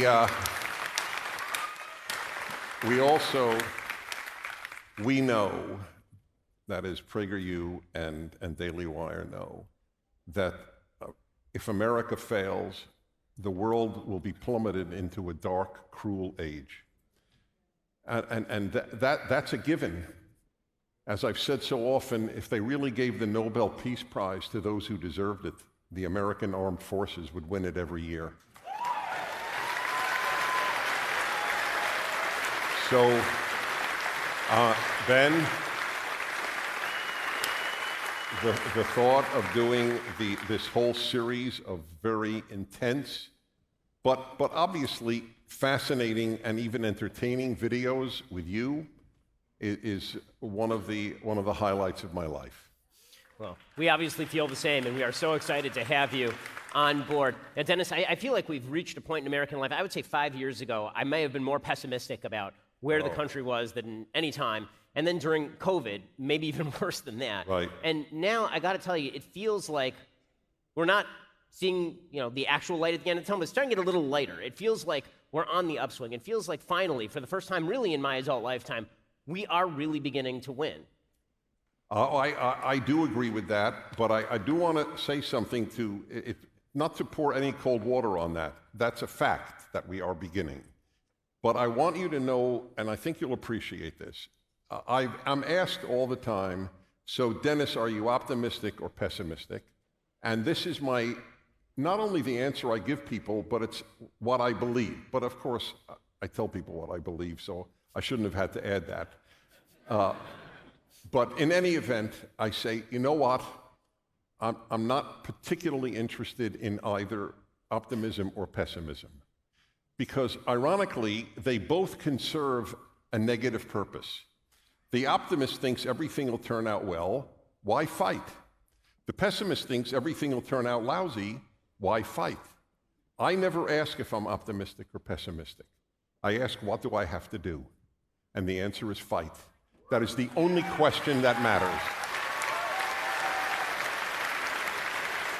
And I just...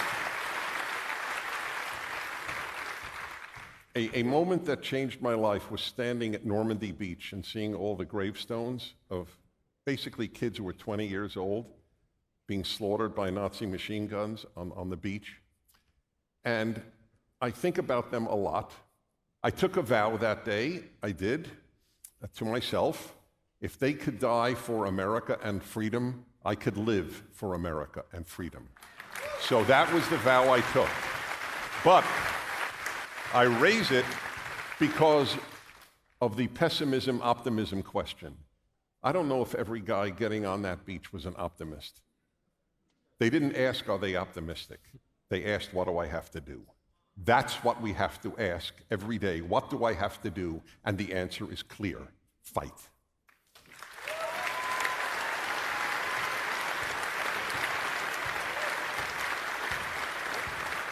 Dennis, this is the thing I think people love about you. It's one of the things that people love about us here at Daily Wire is that we're fighting, and we're trying to fight smart. It's not just about fighting, It's also about picking the right targets, it's about hitting the right targets, it's about being kind and cordial even while you're pummeling the wrong ideas.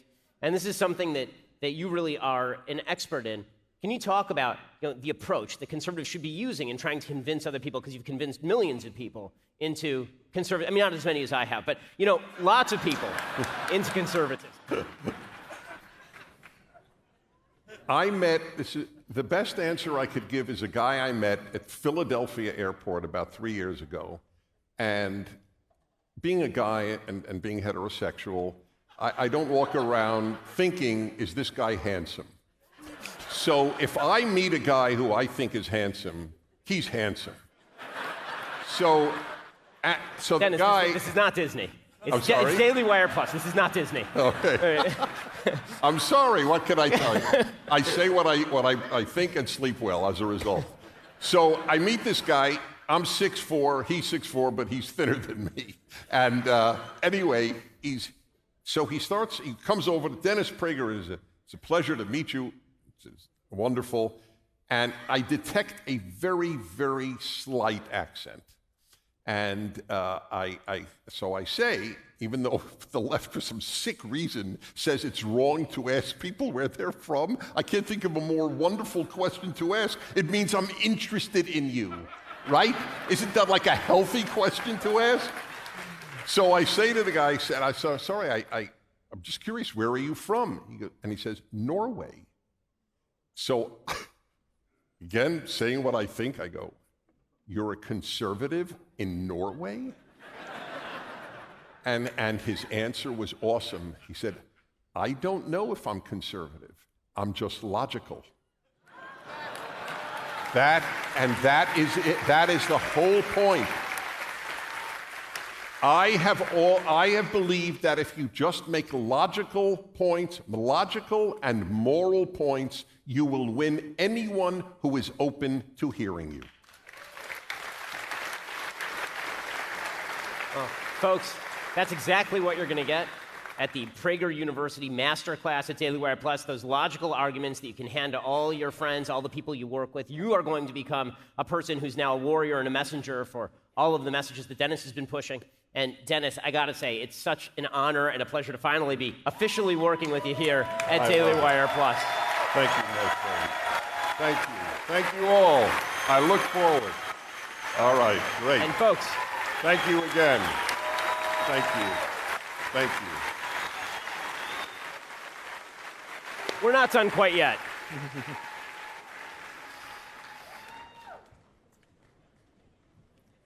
So it's been a good 7 years. We've accomplished so many of our goals. We're so excited about the things that have come, and we're so excited about the things that are yet ahead.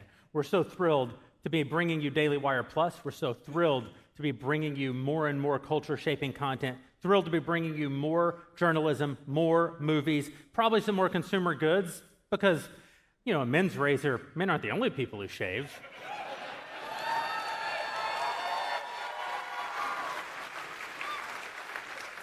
That's for the next town hall.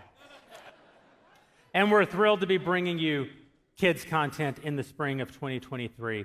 We can't wait to go through the next 7 years with you. But I will tell you one more thing since you're here. I mean, sure, Daily Wire Plus is going to have the Daily Wire, and sure, we're going to expand our relationship with PragerU, and sure, we're going to make more movies, and sure, we're going to make kids content. But I got one more plus. Here it is.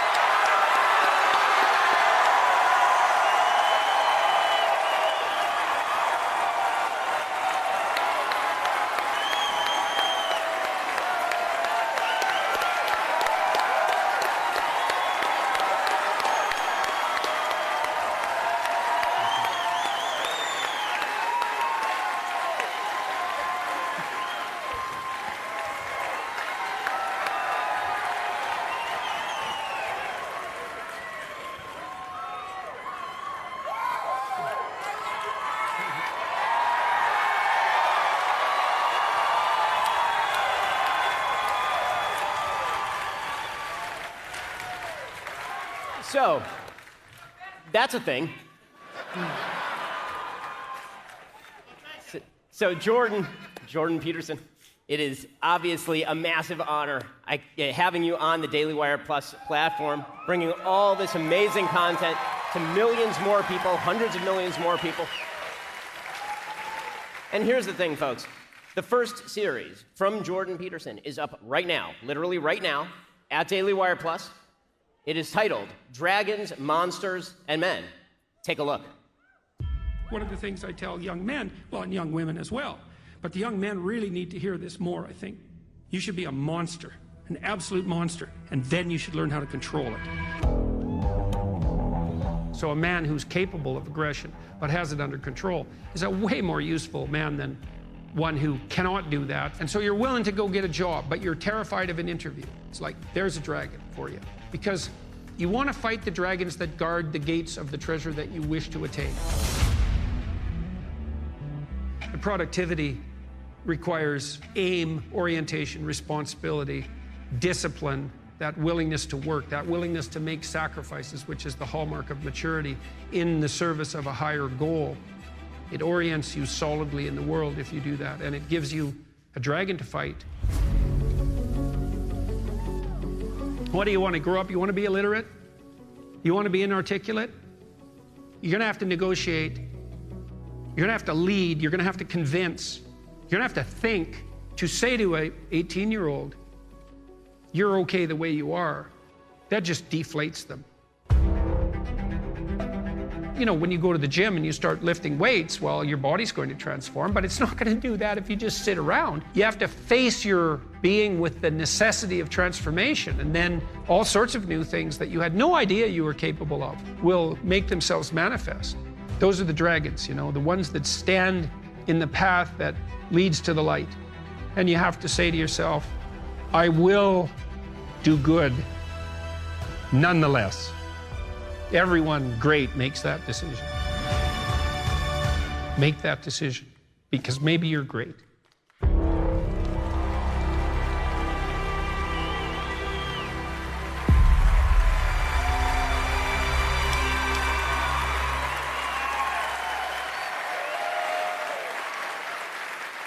So, Jordan, obviously this new series, Dragons, Monsters, Men, the first one that we're doing together, this series is focused in on how men can be men. Why do you think there is such a crisis of masculinity in the first place, and why are there so many people out there who are angry at you for even talking to men? Well, I think you could think about it as a consequence, in some sense, of the lack of a concept of original sin, oddly enough. I mean, people bear an existential burden, you know. It's an intrinsic part of life to, I suppose, to feel guilty in relationship to nature and to feel guilty in relationship to culture. You know, it's difficult for us to live in harmony with the natural world, and for the natural world to live in harmony with us, by the way. And none of us are all we could be on the social front. And one of the consequences, and so we have that sense intrinsically, you know, that there's a lack in us that needs to be redressed. And unfortunately, that can be weaponized, and has been. And what I see happening to young men in particular, boys as well, not just young men, and maybe even, you know, maybe starting at the age of toddlers, is that we have this sense in the world that human beings live in antagonism to nature and that we're actually a malevolent force.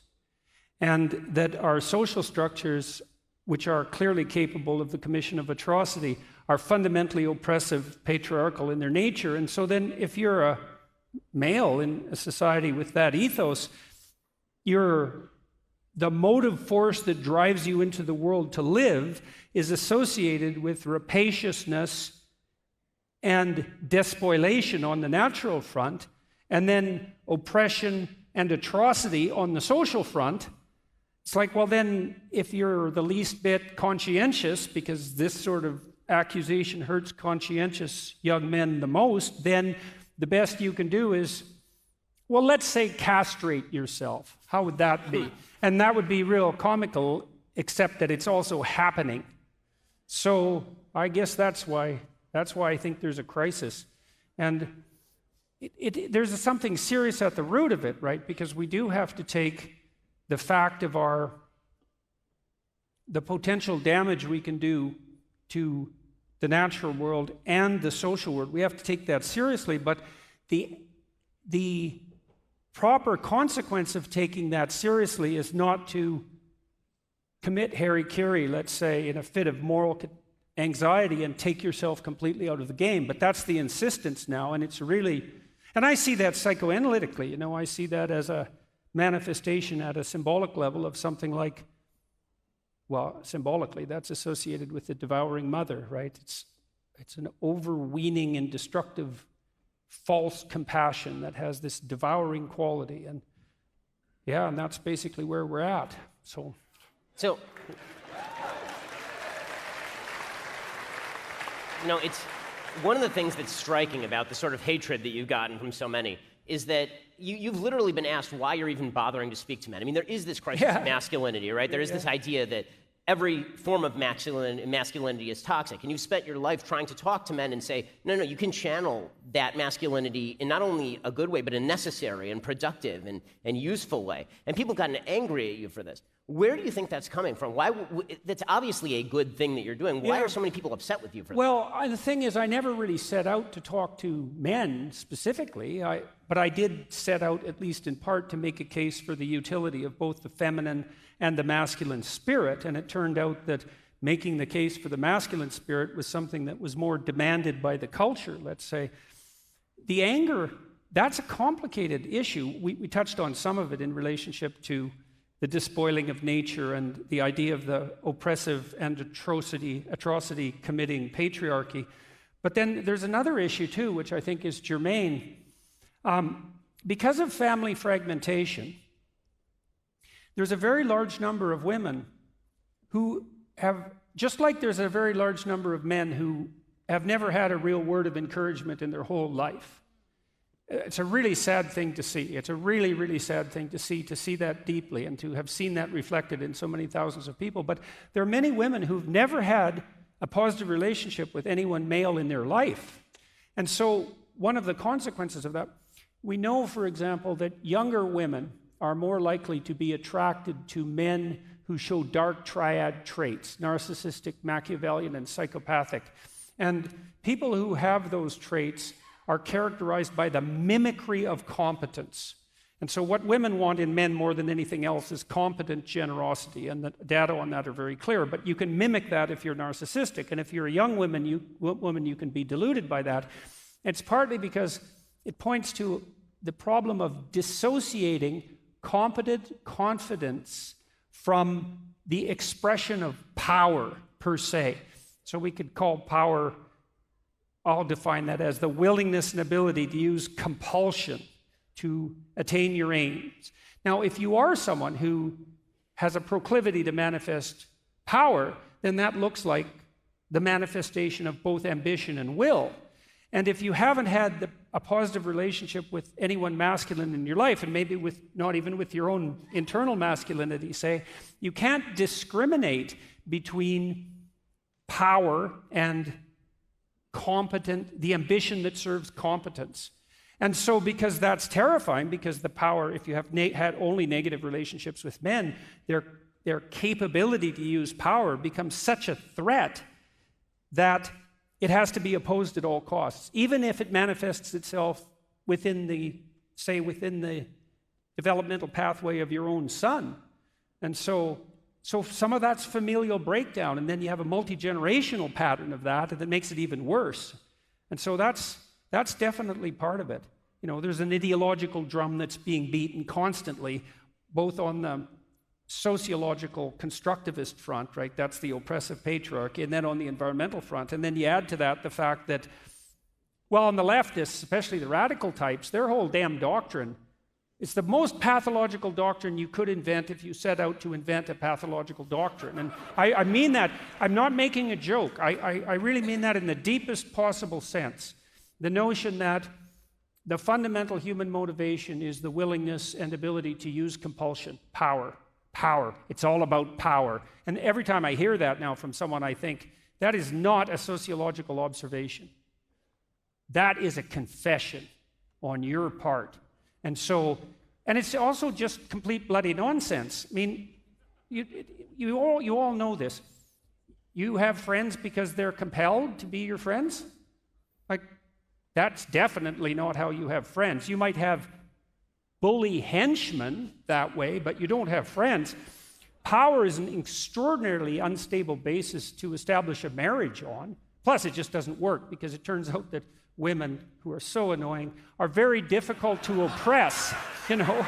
So you can try, but it's not that easy. And I don't think that we've been all that historically successful in doing so. But it's also a preposterous proposition because the expression of power within an intimate relationship does not produce intimacy or a relationship. The best it can produce is like a combination of tyranny and slavery, and that does not characterize the institution of marriage per se. So there is this insistence among the radicals that power is the fundamental motivation, and then you think too, Okay, you're only motivated by power. That means that we can only get along if our interests align, because if you're motivated by power and I'm motivated by power and our interests don't align, and there's nothing else but power, then the only option I have is to turn you into an enemy and try to destroy you, because we can't engage in dialogue. That's dialogos. And the reason we can't engage in dialogue is because there's no logos. There's just power. So there's no such... This is why it's a good thing for conservatives to understand. You have to understand that the debate about free speech on campus, in the deepest sense, is not a debate about who should be allowed to speak freely. That's nothing. That's a trivial debate. You can even understand it in some sense. If I don't agree with you, maybe I don't want you to talk. But the debate is about something much deeper, which is whether or not the idea of free speech itself is just a mask developed essentially by Europeans to justify the oppressive patriarchy in the most devious possible way. And the answer the radicals have to that question is yes, that's exactly what it is. And so there's no free speech whatsoever. That's an illusion that's promulgated by people who are only trying to justify their claim to power. That's what the bloody argument is about. And I just think all of that's it's wrong in every way. It's wrong theologically, it's wrong psychologically, it's wrong scientifically. Even chimpanzees who have a patriarchal social structure, their social structures, if they are based on power, on compulsion, they're unstable, and the alpha chimps who use power are very likely to meet an extraordinarily brutal and premature end. So Frans de Waal, the Dutch primatologist, has detailed out this wonderfully. He's shown that even among our closest biological relatives, it's the ability to make peace and to engage in reciprocal interactions that constitutes the basis for a stable polity, even among chimps. And it's obviously the case that that's the proper basis for social relations, especially among free people. And I've been trying to puzzle out, especially in my lecture tour recently, what the antithesis to power is, or to the will to power, let's say, in terms of arbitrary compulsion. And it's something like the spirit of free and voluntary play.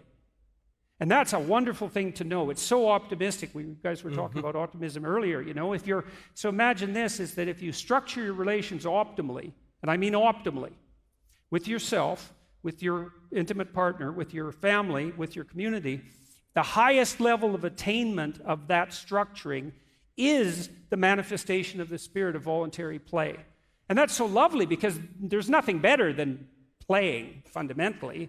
And, you know, human beings and other mammals as well also have a biological circuit that mediates play. That was discovered by a man named Jaak Panksepp, and he showed that play is unbelievably important to the development of children for a variety of complicated reasons, partly because they're practicing to be competent adults, but also that it can be suppressed by almost any other emotion or motivation.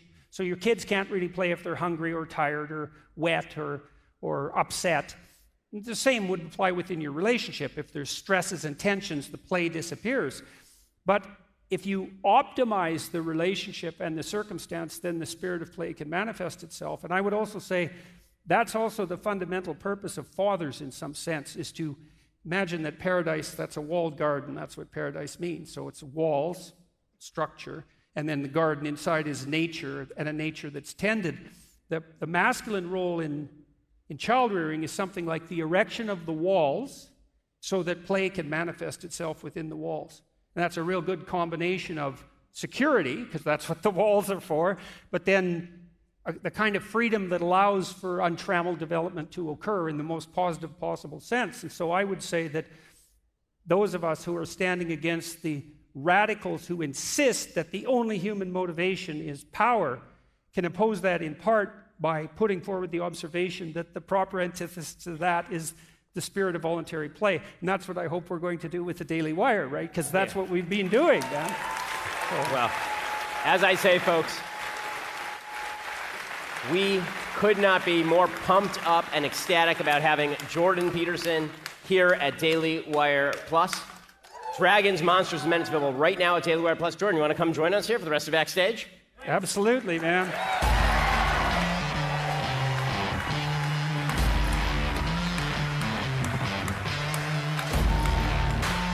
I think I've got you there.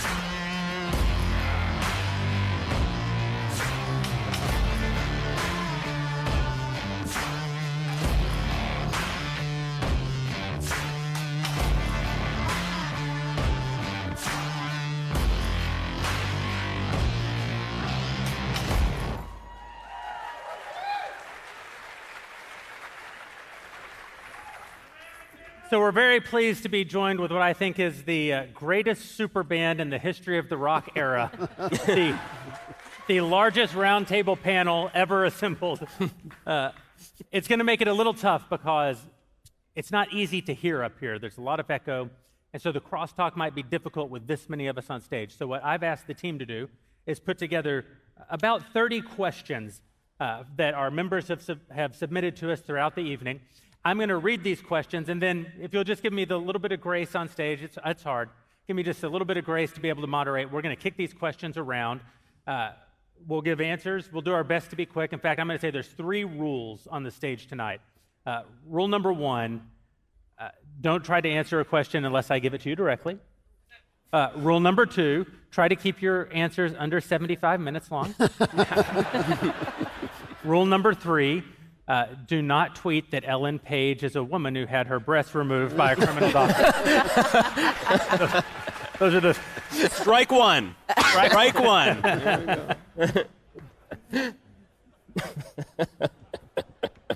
This first question, I'm going to kick this first one to Drew because I actually know a very sad story that happened during your own life along these lines. And the question is, how is it possible to remain friends with people while disagreeing with them vehemently, especially on black and white issues such as abortion? But I think you could probably plug in any number of issues into that question. Strangely, I've never found it difficult to remain friends with people I deeply disagree with because I am not as interested in their disagreement as I am in their hearts and what's coming out of them.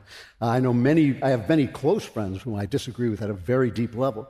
But apparently this trait is not universally shared because I have lost many friends and I've lost relatives, people very dear to me, simply by my opinions. And I think the answer is quite simple. It's the basic Christian idea that another person's inner life is as important to him as yours is to you, and both are equally important to God. And when you remember that, it's easy to let people disagree, as long as you're willing to speak the truth back at them, whether they like it or not.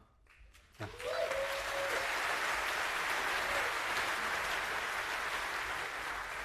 This question's for Michael.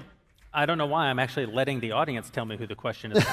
You don't even need a moderator. Michael, I don't advocate for this, but assuming it can be done without packing the court fully in favor of one political leaning or another, is there any logic to more than 9 justices? No, there's not. There have been other numbers of justices throughout the history of the United States, but the number has been settled at 9 for a long time. And the last time that they tried to pack the court, it was done for nakedly partisan reasons. That was FDR, who was trying to cram through his unconstitutional New Deal programs, and the court was saying no to him, so he was threatening to pack it. Now, we were able to avoid this constitutional crisis because the court eventually sort of just went along with the New Deal programs, and it saved the nine justices. But it would be done not for a reason of government stability or better balancing out the 3 branches. It would be done in a nakedly partisan way, and then it's a never-ending arms race, and when the Republicans get in, we pack all our judges, and then it goes up, and eventually we'll have 330 million judges on the Supreme Court, and we won't be able to get anything done. So I just think there is no logical reason. It would be the raw exercise of power, and we would not have dialogue, we would not have an ordinary political order, we would very possibly not have self-government. Yeah. Candace, this is a great question. In a world where women and men seem to be switching roles and the meaning of strong woman seems to be being warped, what do you think it means to be a strong woman? I think what it means to be a strong woman is to lean into your femininity, is to lean into your nature. I've never felt more sure in my life or on my own 2 feet, more sure of who I am than when I got married and I started having children. You start to realize that nature overrides everything. And I am trying to, in my best capacity, inspire women to recognize that before it's too late, before the curse, which Dennis and I have spoken about on his show and on my show, of rotten feminism, modern feminism, takes a hold of their life before it's too late. Because unfortunately, as women, we do have, our bodies are a ticking bomb in terms of our fertility. And many women that grab onto these ideas when they're younger and believe that feminism is going to lead to happiness end up in a life of despair and sorrow because they never leaned into their femininity and their nature. It is true. Men have a longer time horizon for coming out of the fog. I'm going to break my own rule because this question, I really want to hear everyone's thoughts on this particular question. On this stage, every single one of us is in a happy marriage, as far as I know. My wife is not, but I am. I'm in a...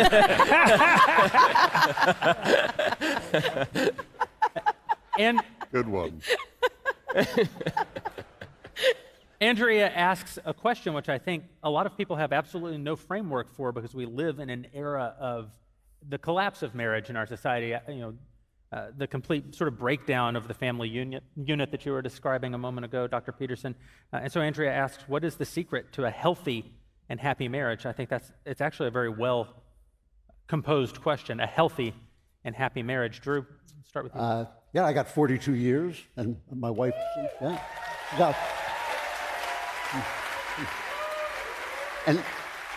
and it's possible she's here tonight if she hasn't gotten up and gone home. But I used to answer that it was simple politeness, treating each other with kindness. But then I realized what I was really saying is that it's gratitude. It is gratitude for the invisible things that your spouse does for you every single day and does for you simply by existing, and including her and including him in your own achievements and in your own ego. My wife is as much a part of my ego as I am. Her pain is my pain. Her joy is my joy. I hope she feels that way about me. And I think that takes time to establish. And kindness and gratitude are the way to take that time until you're so much one entity that you just feel with each other and care so much for each other that you're there for one another when you need them. Can we go around this way? Because I don't want to have to go after Jordan Peterson. Okay, good. I'll allow it. I think that's all right. I think, actually, to be honest, I was going to say gratitude, so I actually have nothing to say now. I think a big key to a healthy marriage is to root out the spirit of competition in a marriage, because, or at least to channel it in a healthy way, because a lot of times, especially when you bring kids into the mix, you get into this competitive thing where it's like, well, I did this around the house, and I was up with the kid, in the middle of the night for X amount of hours, and you're not doing this, and you've got this scorecard, you're keeping score all the time, and that's why I think it's so toxic these days when you hear from people that, well, a marriage is supposed to be 50-50, to be 50-50 equal partners, and that's exactly the wrong approach, because then you're always measuring, well, I'm at 49 right now, and you're at 51. No, you both just give of yourselves 100%. And you don't worry about competition. And you channel the competition through board games in your marriage.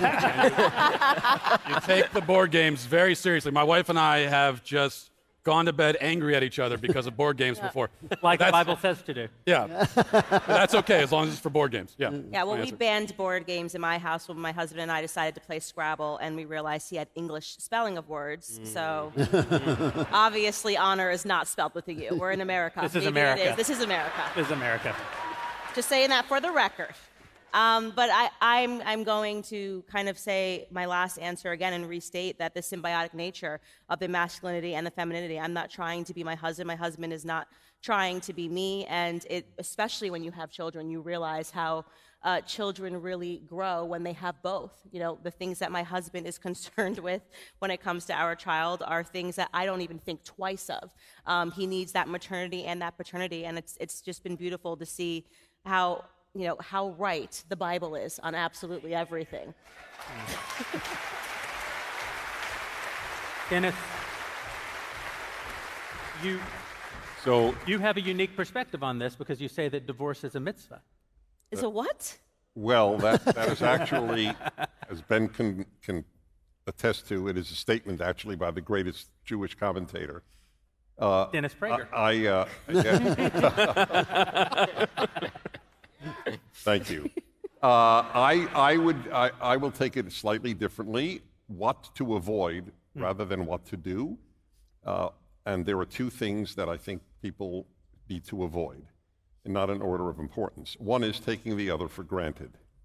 I think that people should date for the rest of their lives. When you try to win that person to be your spouse, look at how much you did. Make sure how you looked, how you acted. Everything about you was, I want to win this person. Then you win that person, and then within a year or 10 years or 20 years, it all goes to hell. I stop trying to win this person. My favorite English verb is earn. It's one of the only languages in the world that has the word earn. In all Latin languages, you say, I win an income. In America, in English, you say, I earn. The other one is my happiness thesis, that you are not allowed to inflict your bad mood on others any more than you can inflict your bad breath on others. You are obligated to wash away your bad mood just as you wash away your bad breath.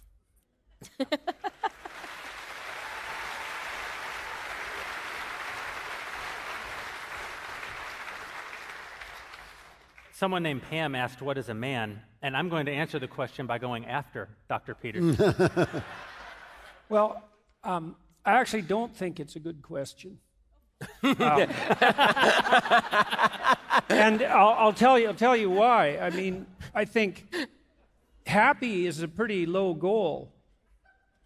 I mean, first of all, there's going to be lots of times in your marriage where you are seriously not happy. And sometimes that's going to be because you're having conflict with your partner, but sometimes it's going to be because all hell's broken loose around you. And then if you judge the success of your marriage on your happiness, then the same thing happens if you judge your success in life on the basis of your happiness. What do you have when it's nothing but suffering? And that's going to be plenty of your life.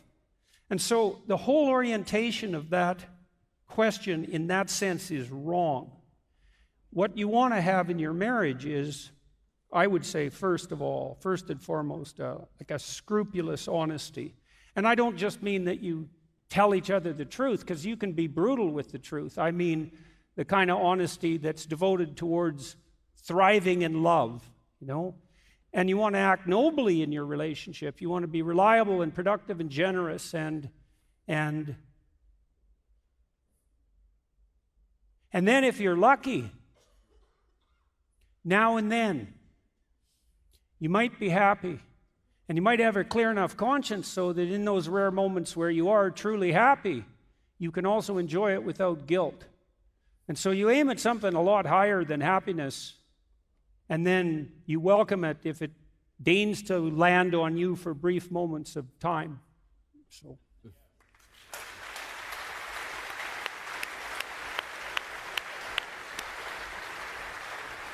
I never figured you for a Catholic. Yeah,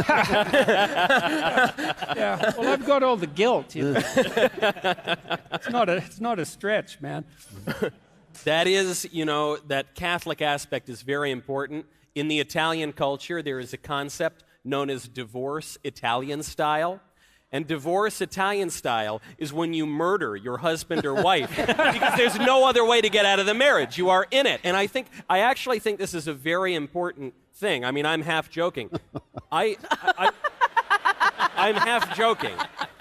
If I ever end up separated in my marriage, it will be at knife point by my wife. It will not be, because I think if you both go into a marriage agreeing on what it is, on what the institution is, and you say, look, we're in it, we're not going to leave it, this is, no matter how terrible and miserable it might seem at times, we're just going to be in it, for better or for worse. Yeah. That gives you a level of comfort and security and true freedom that will allow you to weather those storms. And you also don't need to pursue selflessness exactly.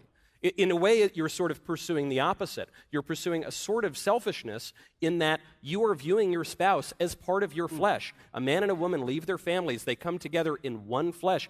I think of my wife, sweet little Elisa, truly as a part of my flesh. And so even when I do all sorts of very annoying behaviors, and Elisa yells at me and she says, Mike, do the dishes, go in there, clean up your clothing, why are you doing? You're working too late, why are you at Backstage on that, Mike? I think to myself that this is good. I need to accept this with saintly patience. This is very virtuous to do. And that last point that Jordan made, this is very important. That Catholic guilt is so good because in the good times you will be absolutely blissful in your marriage, but in the bad times, and this is true in all aspects of life, you know that suffering can be a sanctifying experience. And if you react to it in a way that is with patience and that is edifying and that is not merely complaining and debasing, that can be a wonderful thing. And even through difficult moments, that will bring you even closer together until your wife kills you in the end. And anyway, you had a good run.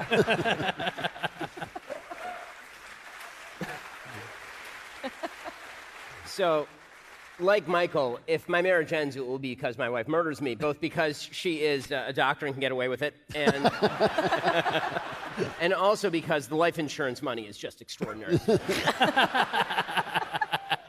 But, you know, to take, I think, something that hasn't been taken, it's hard to be the last person except for Jeremy, and who cares what Jeremy has to say?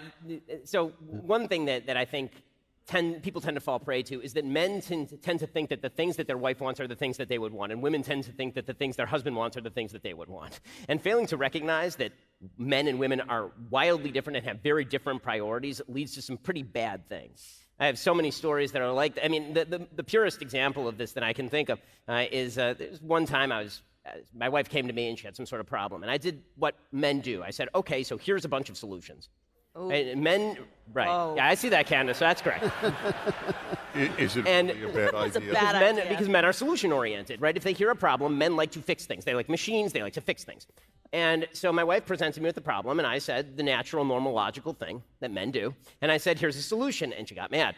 And I realized at that point that what she didn't want was a solution. What she wanted was for me to hear her. Yes. To hear her. Yes, the comfort. The emotion. Even I. And so at that point, we set up a rule in my home. And the rule goes like this. When my wife comes to me with a problem, I say to her, is this a solutions problem or is this a conversation where you want me to hear you? And my wife has been kind enough, knowing my shortcomings, to actually abide by this rule and answer the question straight, that she doesn't actually want the problem solved. One other example of this sort of disconnect, because I think the truth is that I think that what women actually want, to speak for women as I'm an expert. I mean, I could be one. I mean, it could be anything. What women predominantly want is to be heard and protected by the man that they are with. They want to be heard, and they want to be understood, and they want to be protected by the man that they are with. And because that is the best characteristic about the husband and father. And what men want is respect, food, and sex. Those are the things that men want. It isn't that difficult. We're real simple. So all you ladies are like, man's a mystery. He's not a mystery. I promise you, you provide him all three of these things, and he will be a happy camper. My wife came to me at one point, and she said to me, she's on the phone with a person who shall remain nameless, a female friend of hers who shall remain nameless. And this woman, her husband, she'd been working a lot, and her husband had been working a lot, and she was in the middle of a very difficult work project with a bunch of kids at home, and her husband would come home, and he'd be taking care of the kids. And he was getting grumpier and grumpier about this, as men are apt to do. And she was talking with my wife on the phone, and she said, what should I do? And my wife said, you should buy him some flowers, get him a card, tell him how much what he's doing means to you. And I motioned desperately, you need to, it was on speakerphone, which it shouldn't have been. And I motioned desperately to mute the phone. And she muted the phone, and I said, no, you need to bleep him. And I said to my wife, you're thinking like a woman would think, right? Because if you want to feel appreciated, you don't want that. What you want me to do is buy you some flowers and write you a card and talk about how wonderful you are and how grateful I am. And my wife, being a woman of good sense and practicality, nodded firmly, took off the mute, and said, go home and sleep with your husband. And it was good for the marriage, as it turns out.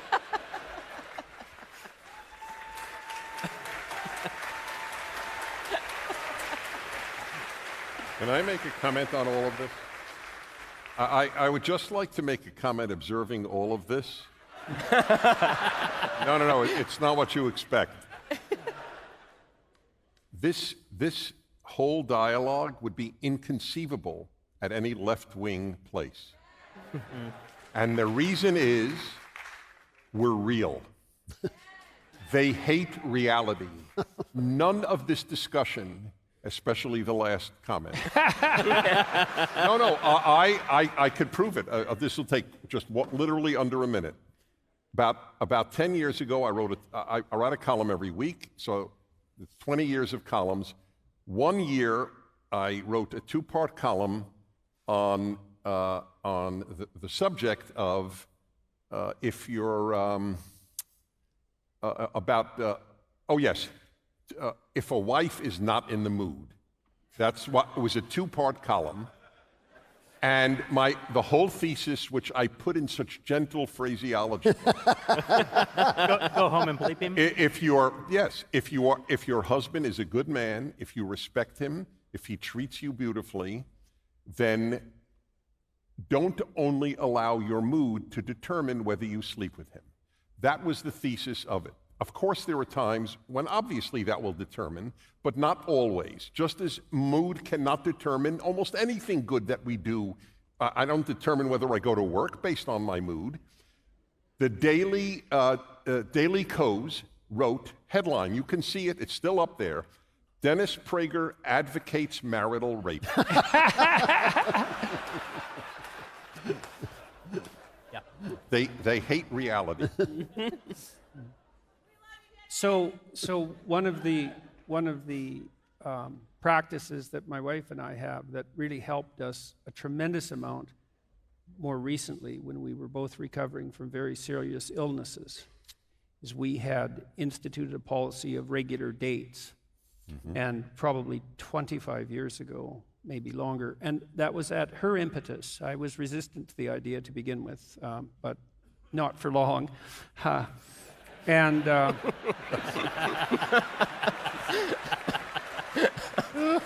yeah, and so to follow up on your comment, it's like, put in some bloody effort and get in the mood. Both of you, right? Both of you. Yeah. Because it's not, when you're exhausted with kids, when you've worked all day, and you're kind of up to here and you're tired, it's easy to drop the intimate part of your marriage to number 11 on a list of 10 priorities. And then that's just not a good long-term strategy. And so when you're an adult with adult responsibilities, you have to carve out the time and you have to make a willful effort. And as Dennis just pointed out, that's way too important to have it depend on something like unpredictable and arbitrary whim. And on the part of both partners. Yeah. So could I the rules have totally broken down, so can I talk again?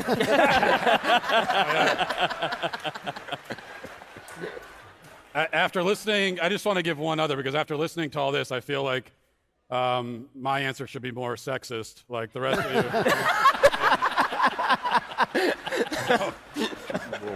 So there's one other thing I think is really important, and this is advice to men in particular in marriage, and that is to stop bitching. Okay. Yeah.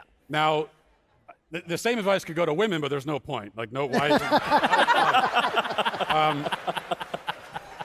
But I think you guys opened the floodgates, so I'm just jumping in. I think we've lost the sense of stoicism in men completely in marriages, and so now, because we encourage men to, be very open about your emotions, and what that ends up happening is that you just like dump all of this stuff onto your wife all the time, everything that you're worrying about, everything you're thinking about, and the idea that a man would just shoulder something in silence is it's considered, offensive. No, you have to be open about your feelings. One of my favorite stories in the Gulag Archipelago, Solzhenitsyn. A sentence that has never before been uttered. One of my favorite stories. Little anecdote. By the way, this is a story that I told my brother the day before his wedding. I was his best man. So that's true. There's a man who's at a Soviet labor camp, and he's sentenced to die. And why are you guys laughing? I'm trying to tell a serious story. He's sentenced to be shot to death, but he wants to see his wife. I can't tell the story. I can't tell it. It's impossible.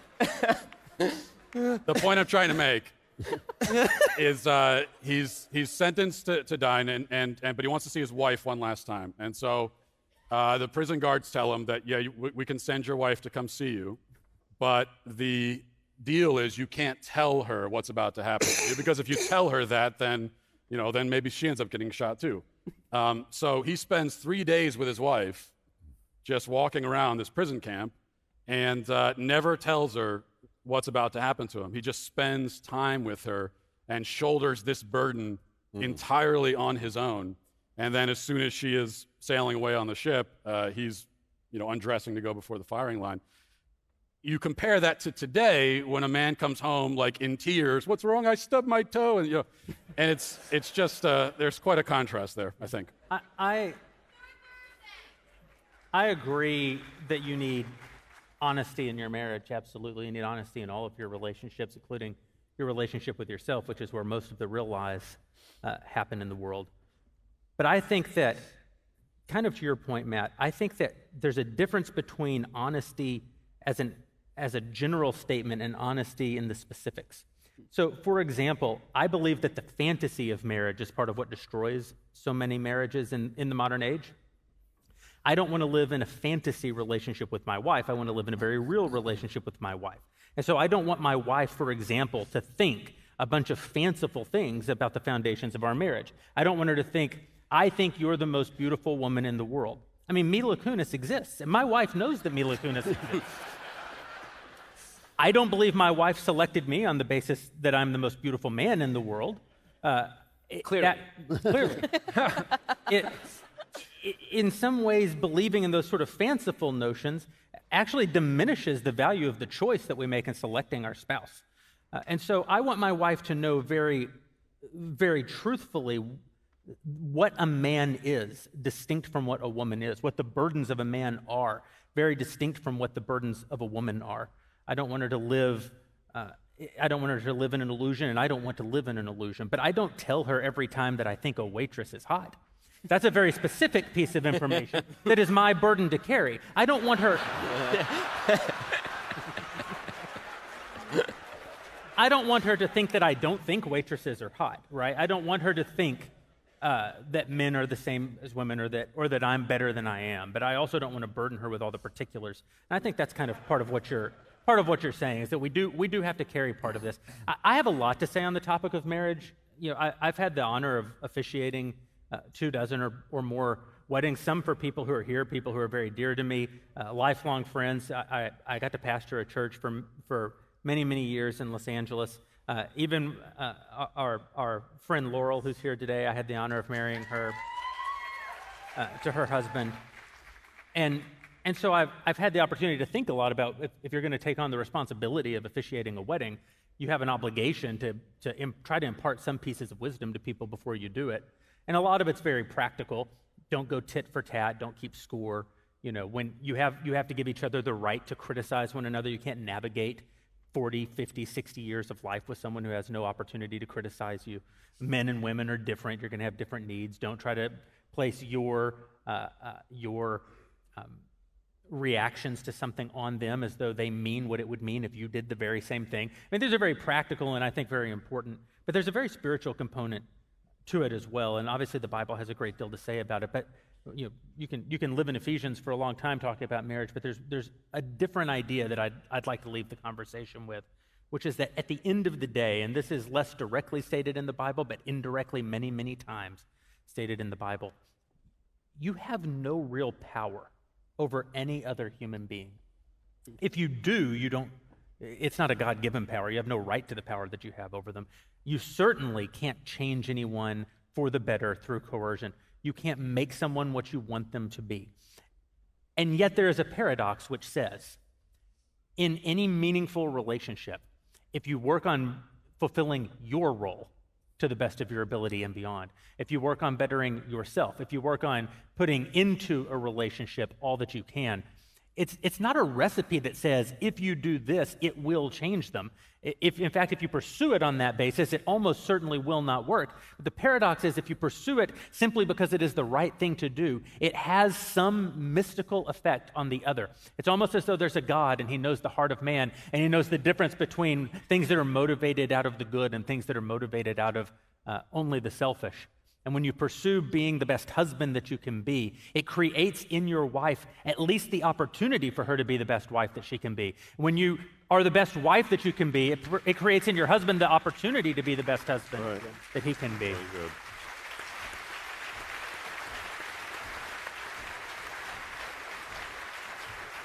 And yeah, some sex would be nice. Here's a terrific question. And I actually am going to go around the room because I think I know how it'll play out. Who is universally accepted to be the best looking of all of you? I'll go first, Candace. And I dare any of you to say anything other. Okay, we have time for just a handful more questions. We'll go around the room. I think this is working very well for us. I think we can just try cross-talking and see what happens. At this point. Obviously, a lot of people want to know politically what's happening in the country. What do we expect to happen during the midterms and beyond? I don't want to dwell on politics very long because they're boring, and anything we say isn't what will happen because of chaos and the world. The thing that you don't know about the world if you haven't read the Bible is that people are terrible and you can't predict anything. But generally speaking, what do we all think is on the horizon? Definitely the collapse of Black Lives Matter narrative, I think for sure. I've seen the Black from your community. lips. Yeah. The race narrative, there's a lot of narratives that seem to be collapsing and falling apart, and I think time has been on the conservative side for sure. And bizarrely, I think that the COVID lockdowns helped in a bizarre way in terms of all of the arguments that we were making.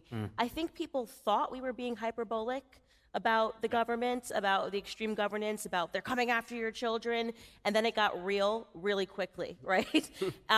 So I've been extremely optimistic about the direction that the country is going into because of that, because I've been gaining followers where I don't expect them. I think people are realizing how little things, like when you're complaining about inflation at the supermarket, they're realizing, wait a second, I don't even know how to grow my food. Everyone knows I'm very into gardening right now.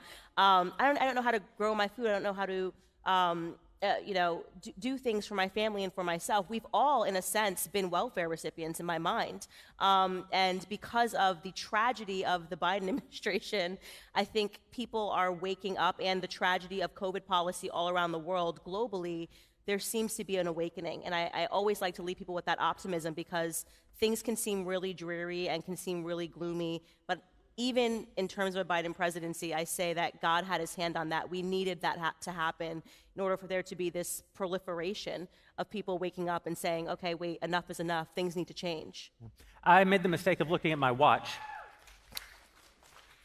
I'm not going to ask you guys any more questions, but I am going to use my prerogative to ask one that didn't come from the audience, and I'm going to ask it, Dr. Peterson, of you.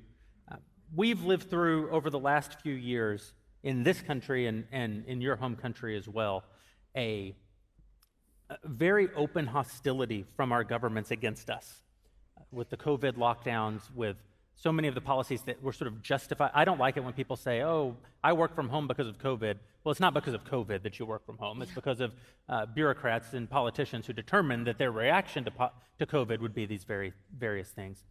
And so I think a lot of Americans are seeing the world in a different way than they ever have.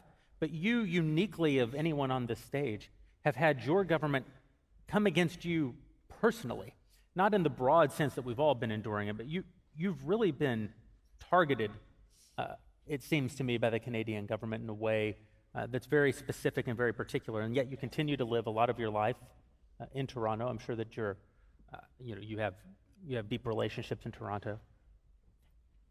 How does one make the decision to stay and fight versus, I mean, you can go anywhere in the world that you want to go. You're well-traveled, you're affluent, you've been successful. How do you make the decision to stay and stand against those forces when they've turned their guns directly on you? Well, I think in some ways, I haven't made the decision to stay. So, for example, I'm here right now. Well, and I was just in Europe for a month, mostly in Eastern Europe. That went great. I think Dennis is right when he says that the Eastern Europeans might save the Western Europeans. They had their fair share of surfeit of the ideas that are tearing us apart under the communists. And so they haven't exactly forgotten that yet. Yeah. And so I'm in Canada a reasonable amount, but I'm traveling all over the world. And that's part of the battle against what's happening in Canada, because weirdly enough, what's happening in Canada is happening all over the Western world. I mean, you know that things have got extremely strange when Canadian politics is now interesting. That's a very disturbing trend, because our country had a reputation for being utterly predictable and dull, which is the most wonderful political reputation you can possibly have, right? It's like your politicians are just faceless bureaucrats. It's yes. Thank God. That's exactly what we want, right? That kind of dull normality that conservatives particularly appreciate. Say, I'm doing what I can to, let's say, oppose the ideas, and not the people exactly, but the ideas that are shredding us. And I can do that partly by staying in Canada, where I still have family and friends, but also by being here and by the touring that I'm doing and by working as much as I can internationally. And so that seems to be an optimal balance, and I don't really have to decide in that sense, right? I mean, I'm moving a lot of money out of Canada because they freeze bank accounts in Canada, and I noticed, and I have bank accounts, and so,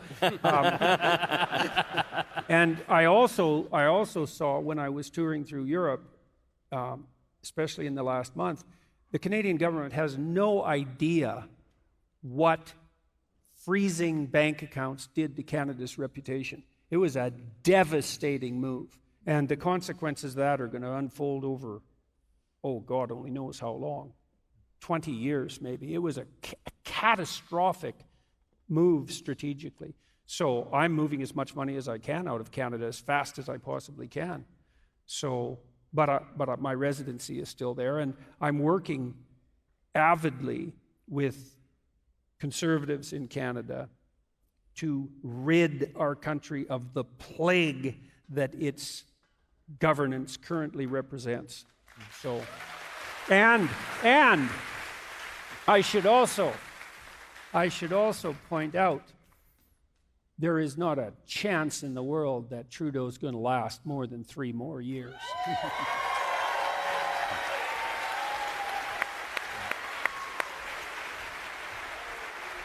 Dr. Peterson, thank you for being with us tonight. Dennis, thank you so much for making the trip. Thank you both for joining us at Daily Wire Plus. Thank you to all the Daily Wire employees who are here tonight, who helped make tonight's wonderful event happen. Thank you to some of our advertisers who chose to join us tonight. Thank you to the Daily Wire subscribers who make all of this possible. Here's to 7 more great years. Good night, everybody.